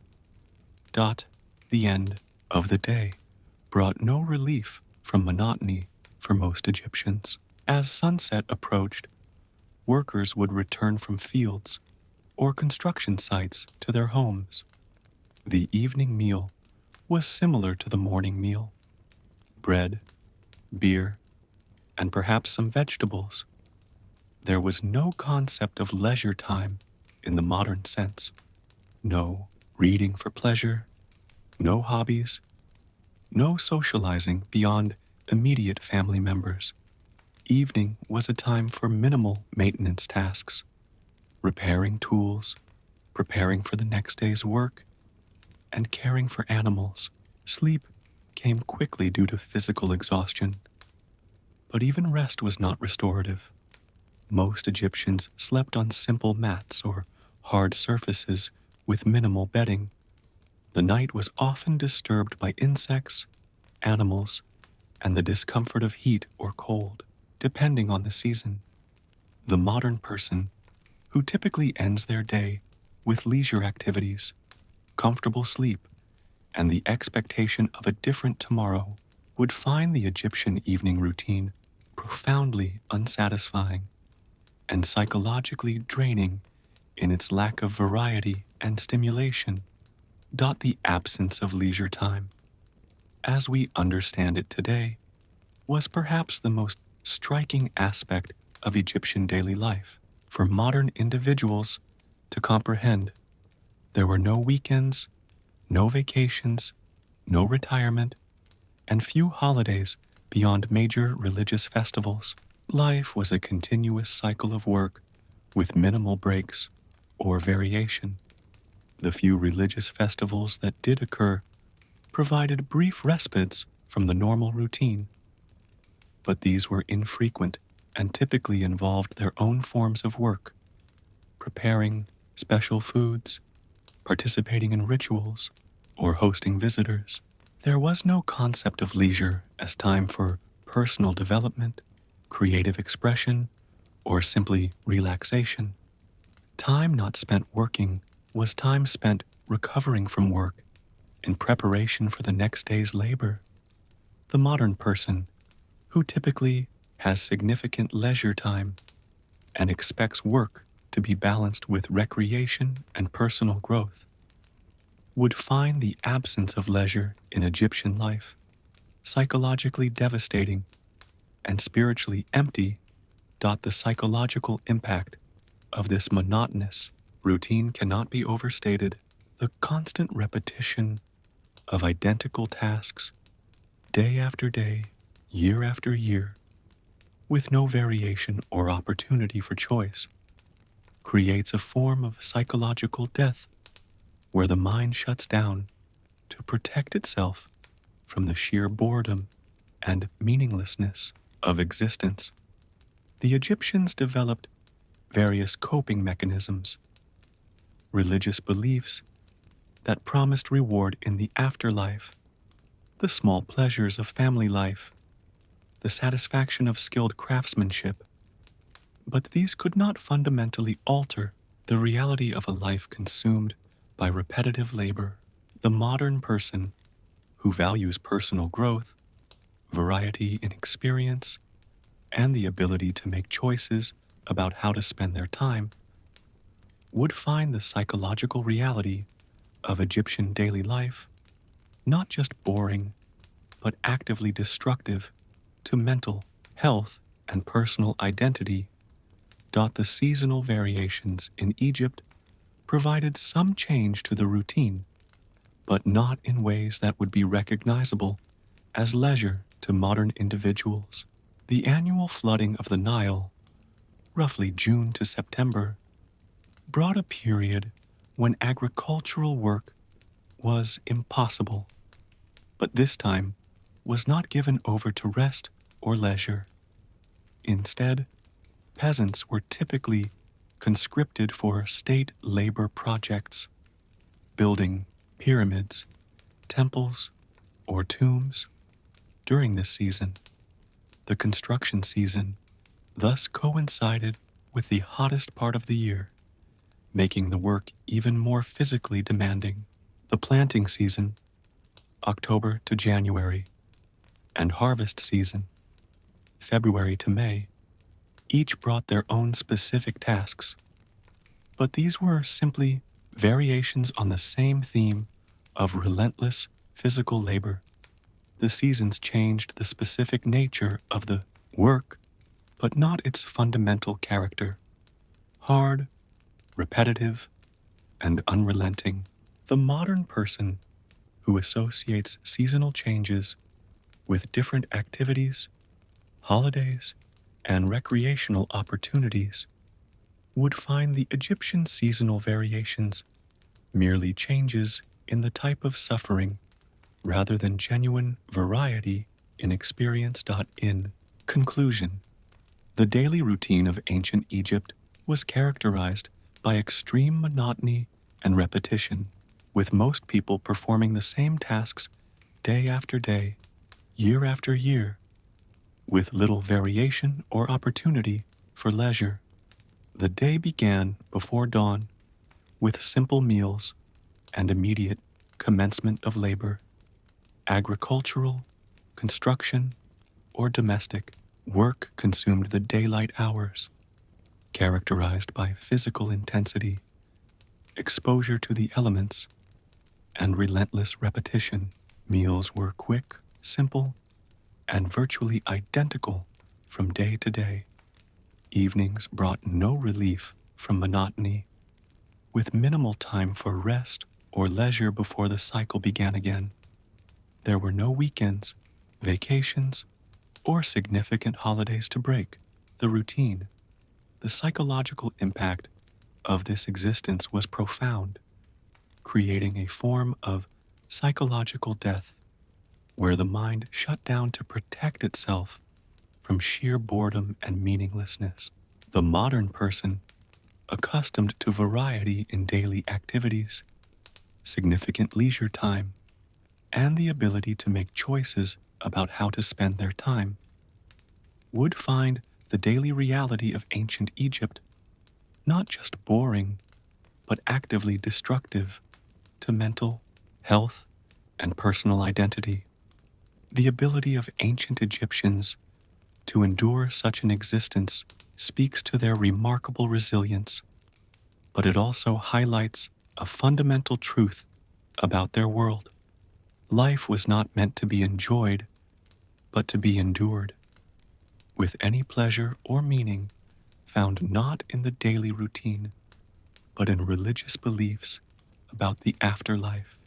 The monumental architecture of ancient Egypt, pyramids, temples, tombs, and statues, stands as one of the most enduring legacies of human civilization. These structures inspire awe and admiration even thousands of years after their creation.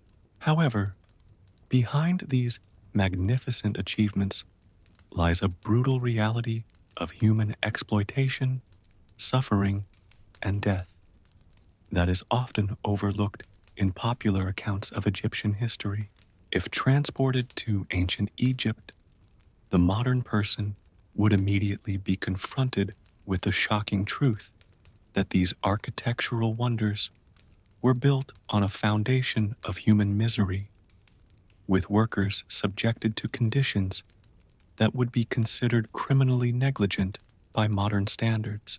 The construction projects that have so impressed later generations were not triumphs of human ingenuity alone, but also monuments to the ruthless exploitation of human labor, where lives were considered expendable in the service of pharaonic glory and religious devotion.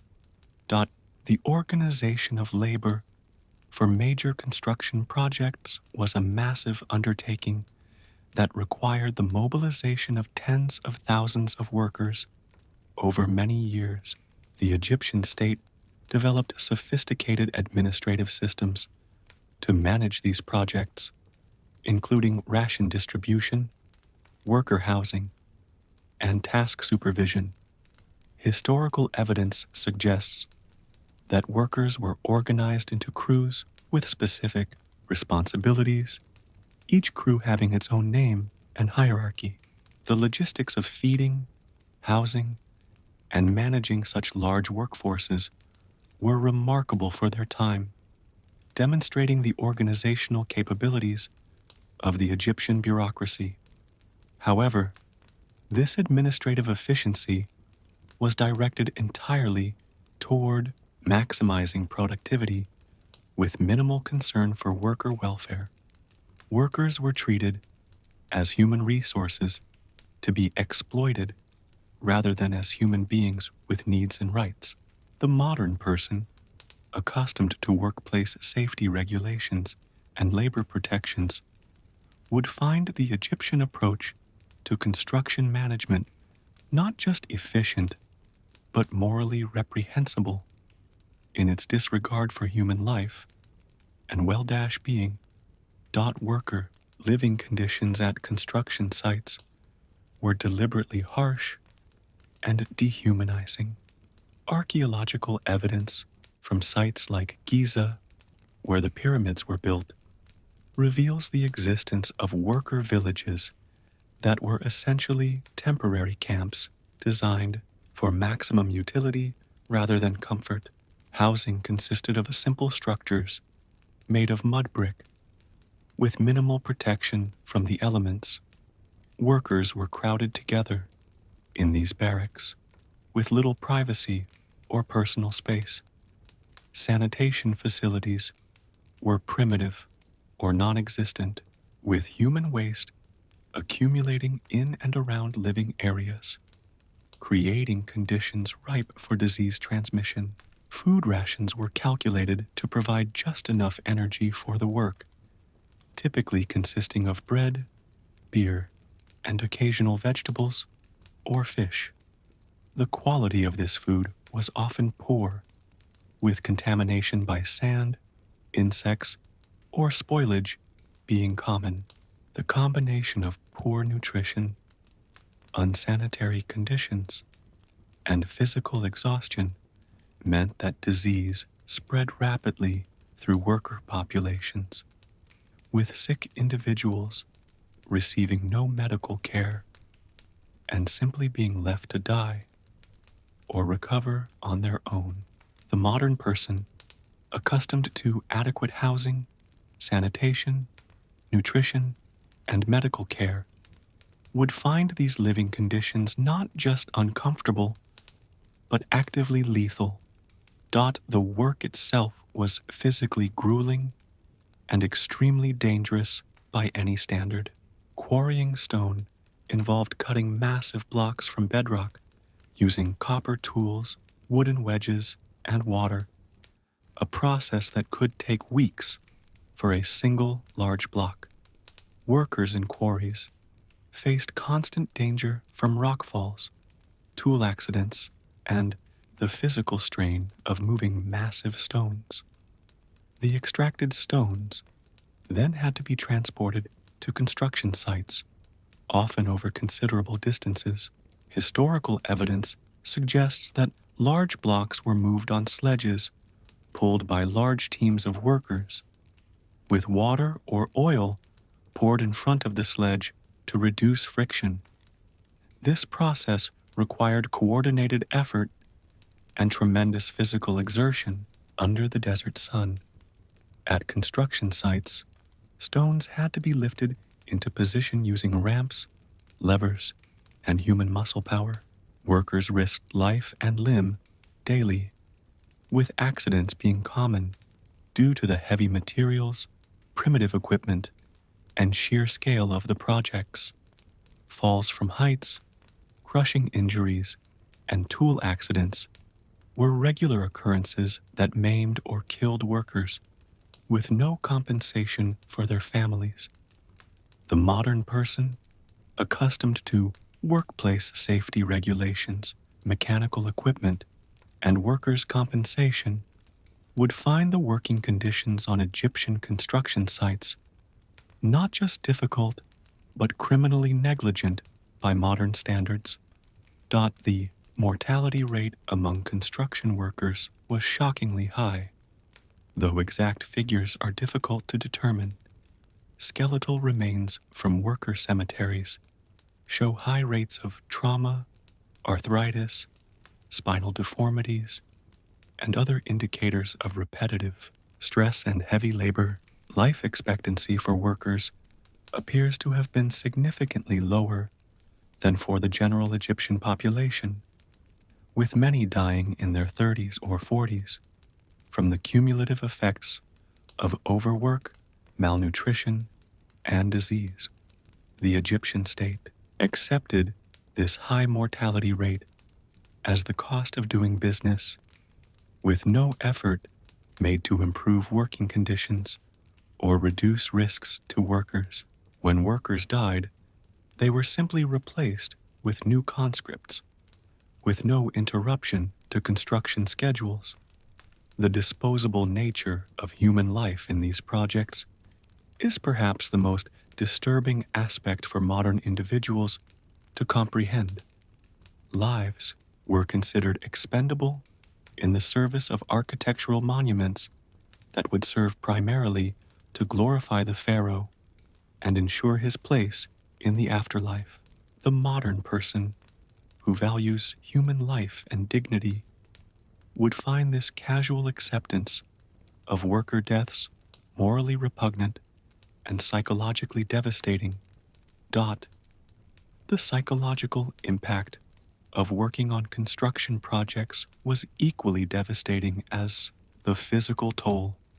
The work was monotonous, and repetitive, with workers performing the same tasks day after day for years on end. There was no opportunity for creativity, personal expression, or skill development beyond what was necessary for the specific task. The constant exposure to death and injury among fellow workers created an atmosphere of fatalism and resignation. The complete lack of control over one's life, being told when to work, when to eat, when to sleep, with no possibility of changing one's condition, created a sense of powerlessness that was psychologically crushing.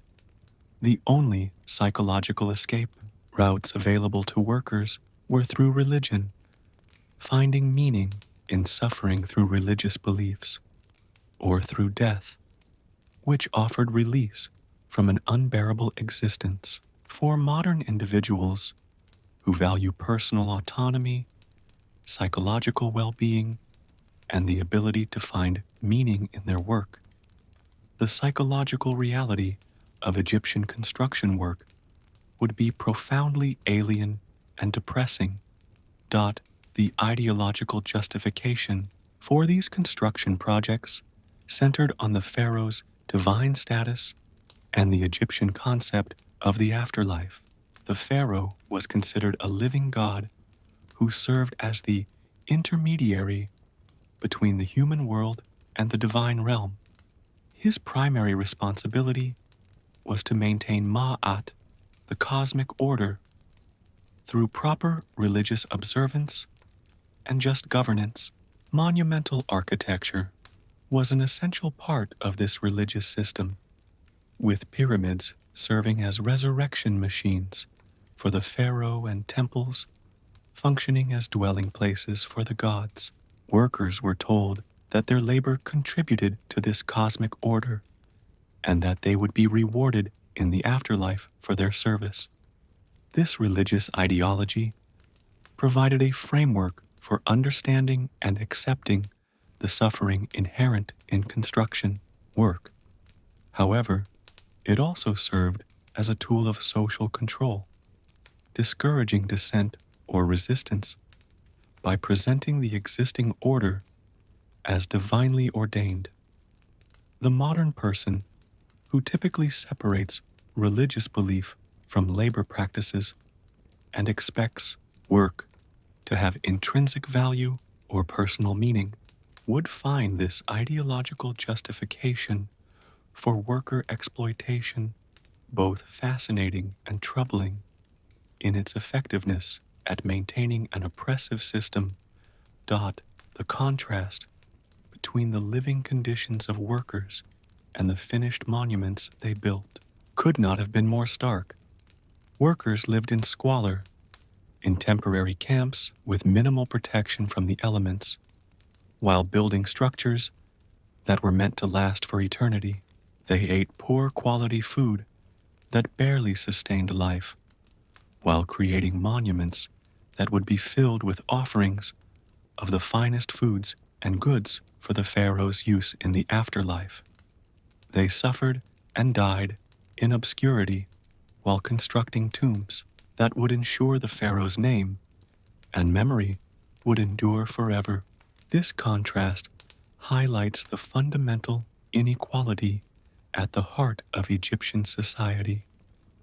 The few benefited immeasurably from the suffering of the many, with the labor of the masses serving to immortalize the elite. The modern person, who values equality and human dignity, would find this contrast not just historically interesting, but morally troubling in its blatant disregard for the value of human life. The legacy of these construction projects is complex and ambivalent. On one hand, they represent remarkable achievements of human ingenuity, organization, and perseverance.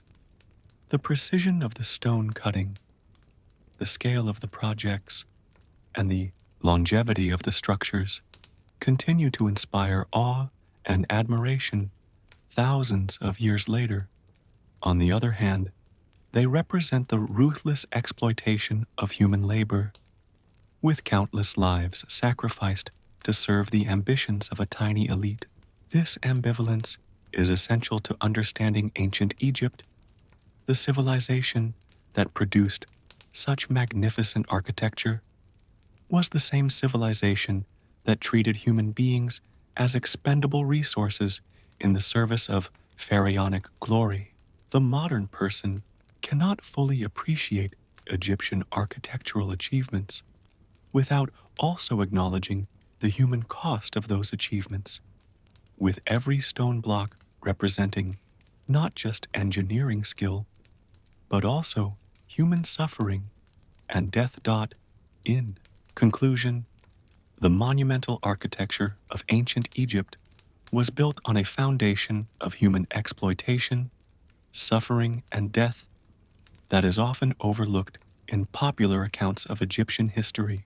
The organization of labor for major construction projects, the harsh living conditions of workers, the physically grueling and dangerous work, the high mortality rate, and the psychological impact all combined to create a reality of worker exploitation that would be morally repugnant by modern standards. The ideological justification for these projects centered on the pharaoh's divine status and the Egyptian concept of the afterlife, providing a framework for understanding and accepting the suffering inherent in construction work. The contrast between the living conditions of workers and the finished monuments they built highlights the fundamental inequality at the heart of Egyptian society. The legacy of these construction projects is complex and ambivalent, representing both remarkable human achievements and ruthless exploitation of human labor. The modern person who values human life, dignity, and workplace safety would find the reality behind Egypt's architectural monuments not just historically interesting, but morally troubling in its blatant disregard for human well-being. The psychological reality of life in ancient Egypt was characterized by constant stress, limited personal autonomy, and existential challenges that would be profoundly alien to modern individuals. Beyond the physical hardships of labor, disease, and environmental challenges, Egyptians faced psychological burdens that stemmed from their social structure, religious beliefs, and the fundamental conditions of their existence. If transported to ancient Egypt, the modern person would immediately be confronted with the shocking reality that psychological well-being was not a priority or even a recognized concept in Egyptian society. The relentless demands of survival, the rigid social hierarchy, the constant threat of disease and death, and the absence of personal freedom created a psychological landscape that was harsh and unforgiving. The Egyptians developed various coping mechanisms, but these could not fundamentally alter the stressful and often traumatic nature of their existence. For modern individuals who value psychological health, personal autonomy, and emotional well-being, the psychological reality of ancient Egypt would be not just challenging, but potentially unbearable. The constant presence of death was perhaps the most significant psychological challenge in Egyptian society. High infant mortality rates, short life expectancies, and the constant threat of disease meant that death was a visible presence in daily life. Most families experienced the loss of multiple children, siblings, or parents throughout their lives. Funerals were frequent events, and the preparation of bodies for mummification and burial was a regular part of community life. This constant exposure to death created a pervasive awareness of mortality that shaped Egyptian psychology and culture. The elaborate funerary practices and beliefs about the afterlife can be understood in part as responses to this reality, attempts to find meaning in the face of inevitable death, and to create some form of continuity beyond the grave. However, these beliefs could not alleviate the immediate psychological pain of loss and grief. The modern person, who typically experiences death as a relatively rare event that occurs late in life, would find the constant presence of death in Egyptian society psychologically overwhelming and potentially traumatizing. The rigid social hierarchy created its own psychological burdens for Egyptians at all levels of society.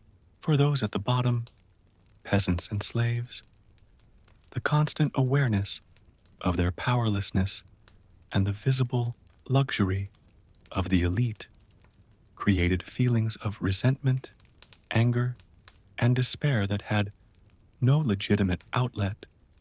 The knowledge that their children would inherit their same status with no possibility of improvement created a sense of hopelessness that could be psychologically crushing for those in the middle classes, artisans and scribes. The fear of falling into lower status, combined with the impossibility of rising higher, created anxiety and insecurity. Even for the elite, the rigid hierarchy created pressures to maintain status and privilege. With the constant threat of disgrace or loss of position, the religious justification of the social order, as divinely ordained, may have provided some comfort by suggesting that suffering in this life would be rewarded in the next, but it could not alleviate the daily frustrations of powerlessness. The modern person, who values personal autonomy and social mobility, would find the psychological reality of Egyptian social hierarchy deeply disturbing and potentially soul-crushing. The absence of personal freedom and choice was another fundamental psychological challenge in Egyptian society. Most Egyptians had no control over their occupation, living conditions, or daily activities. Their lives were determined by birth status and the demands of the state or temple that controlled their labor. There was no concept of choosing a career, pursuing personal interests, or making significant life decisions based on individual preference. Even basic choices like what to eat, when to work, or where to live were largely determined by external circumstances rather than personal desire. This complete lack of autonomy created a sense of powerlessness that was psychologically damaging. The modern person, who is accustomed to making numerous choices every day and values personal freedom as a fundamental right, would find the absence of choice in Egyptian society profoundly frustrating and psychologically debilitating. The religious beliefs of ancient Egypt provided both comfort and additional psychological burdens for the population. On one hand, religion offered explanations for suffering, hope for an afterlife, and a sense of cosmic order that could make existence more bearable. The belief that righteous behavior would be rewarded in the afterlife provided motivation to endure suffering in this life.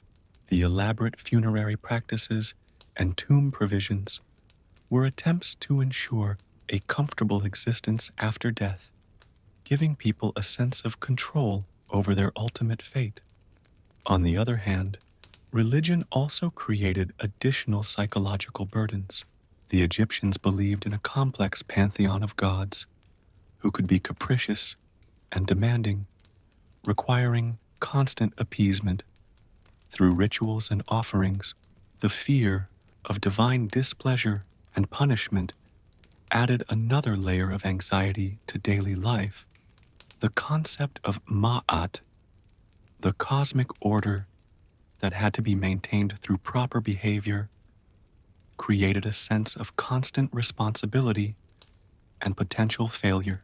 The modern person, who typically separates religious belief from daily life and does not fear divine punishment for minor transgressions, would find the religious psychology of ancient Egypt both fascinating and psychologically taxing in its complexity and demands.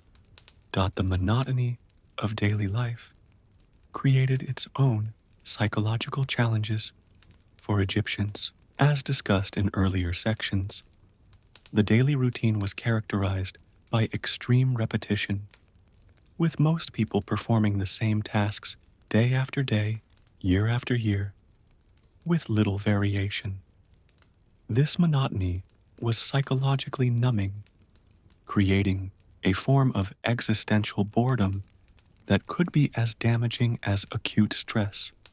The absence of leisure time, variety in experience, or opportunities for personal growth meant that life lacked the stimulation and interest that modern individuals consider essential for psychological well-being.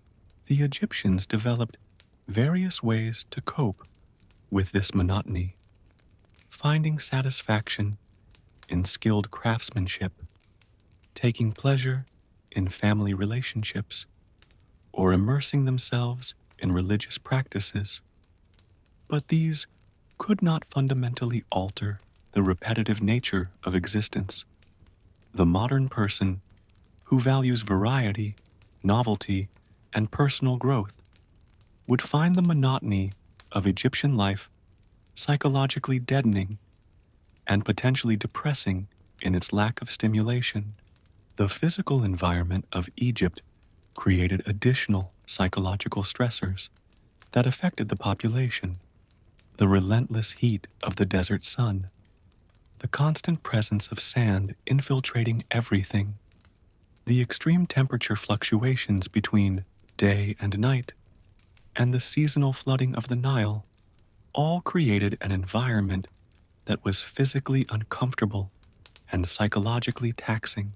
The human body is not well adapted to such extreme conditions, and the constant physical stress of coping with the environment took a psychological toll.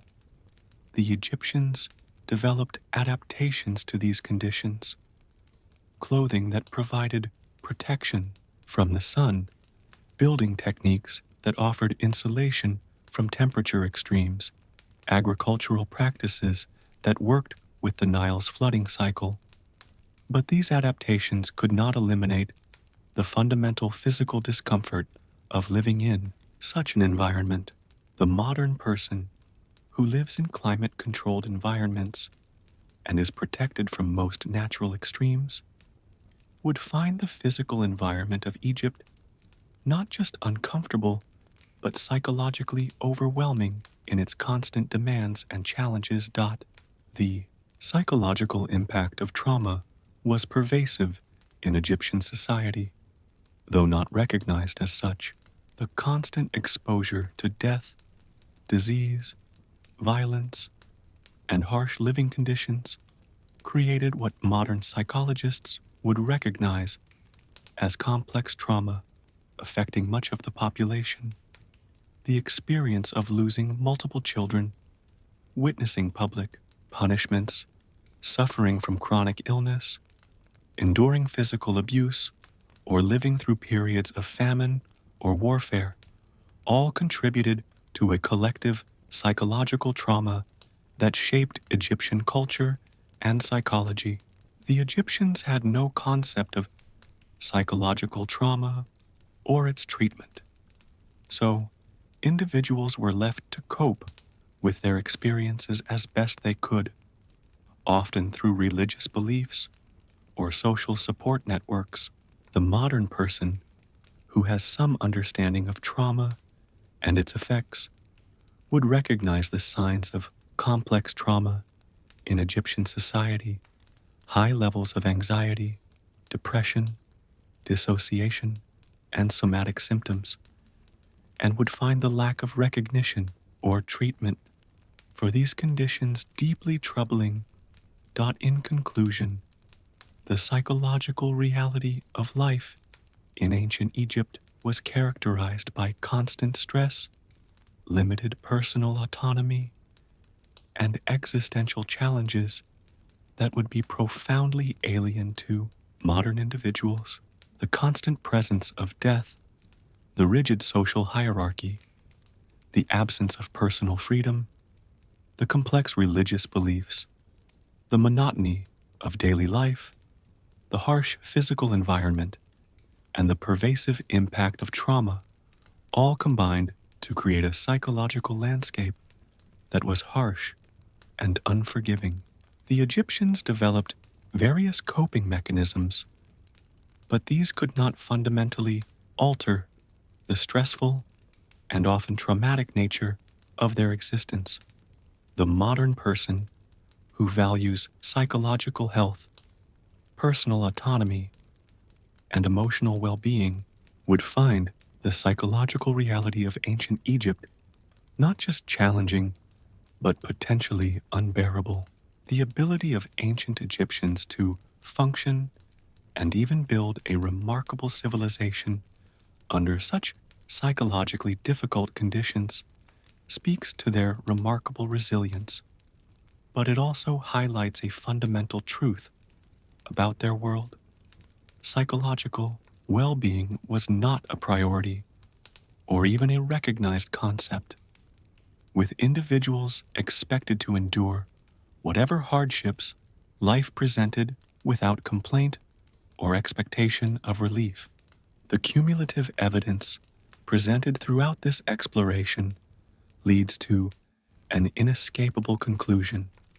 Modern humans could not survive a single day in ancient Egypt without succumbing to the physical, psychological, and existential challenges that defined daily existence in that civilization.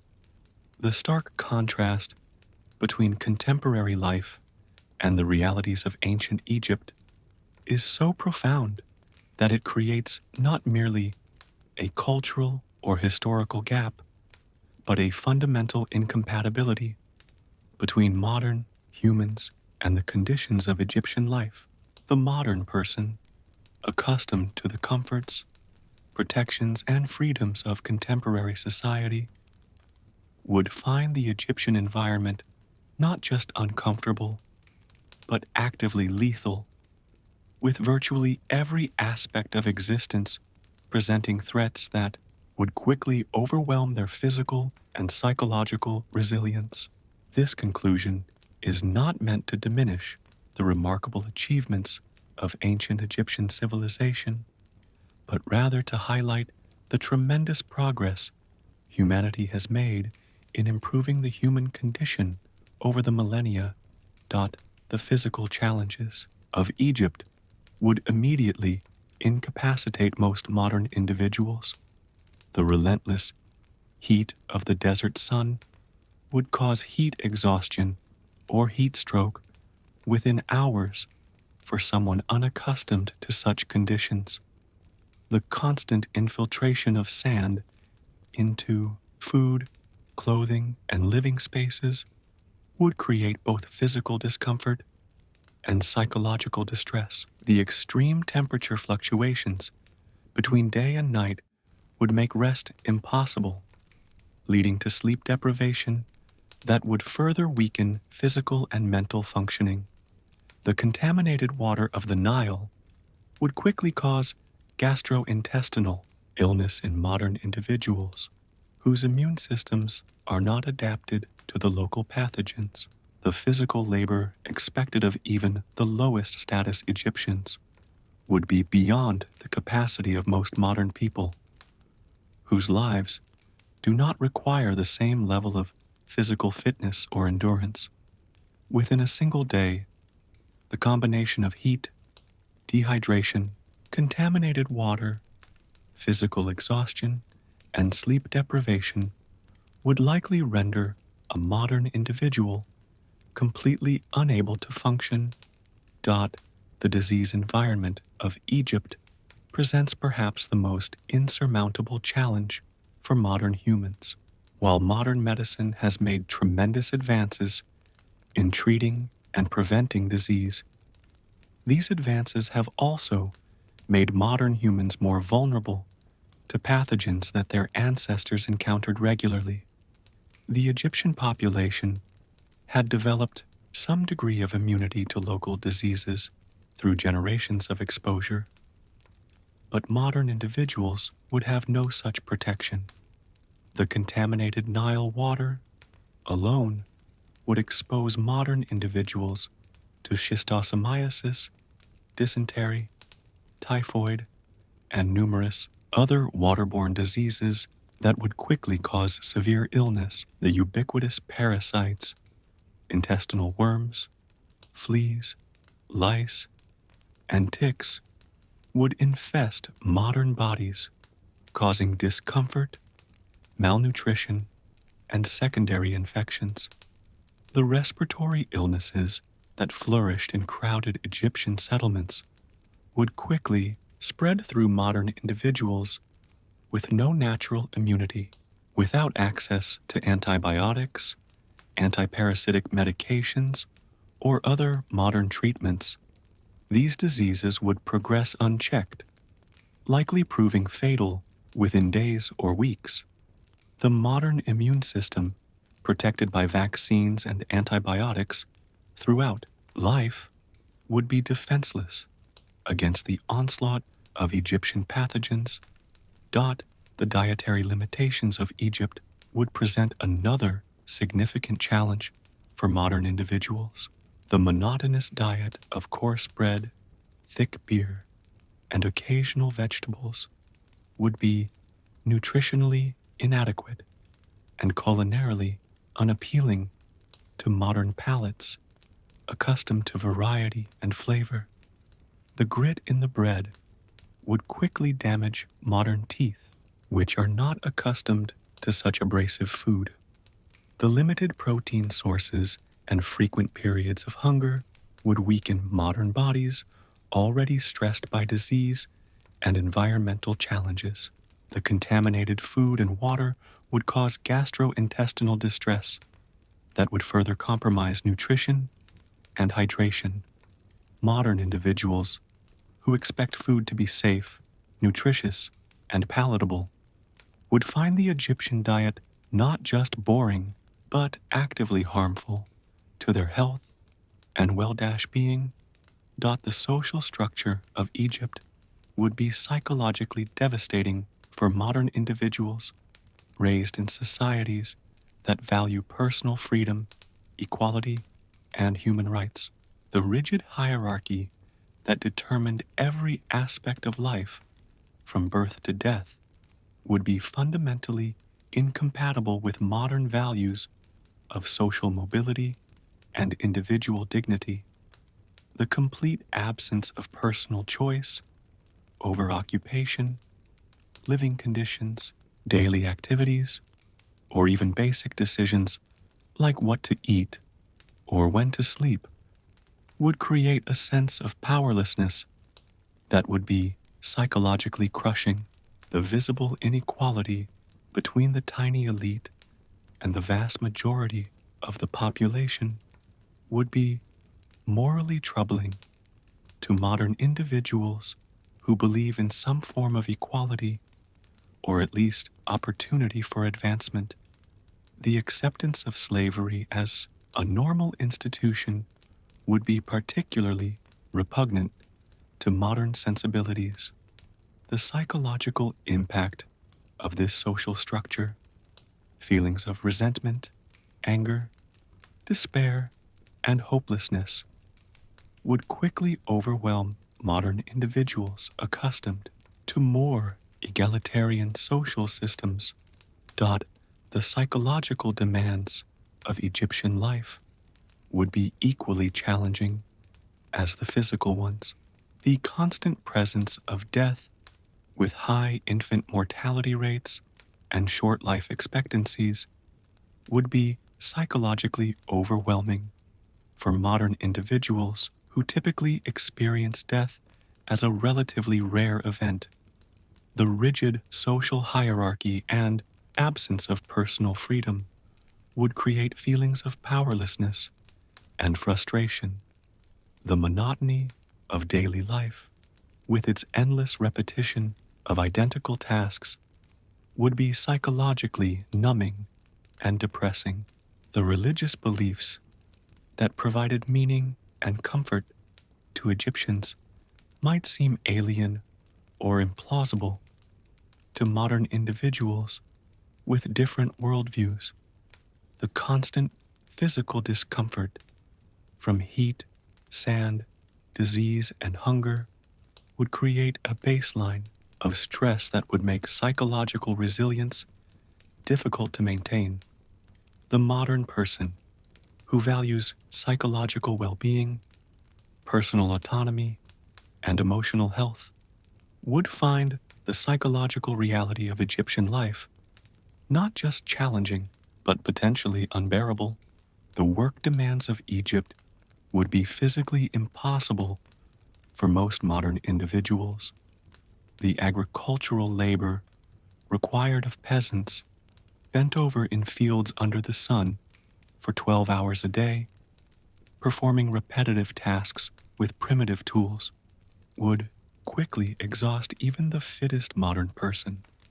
The construction work on pyramids, temples, and tombs, moving massive stone blocks with human muscle power alone, would be beyond the physical capacity of most modern individuals, whose lives do not require such strength or endurance.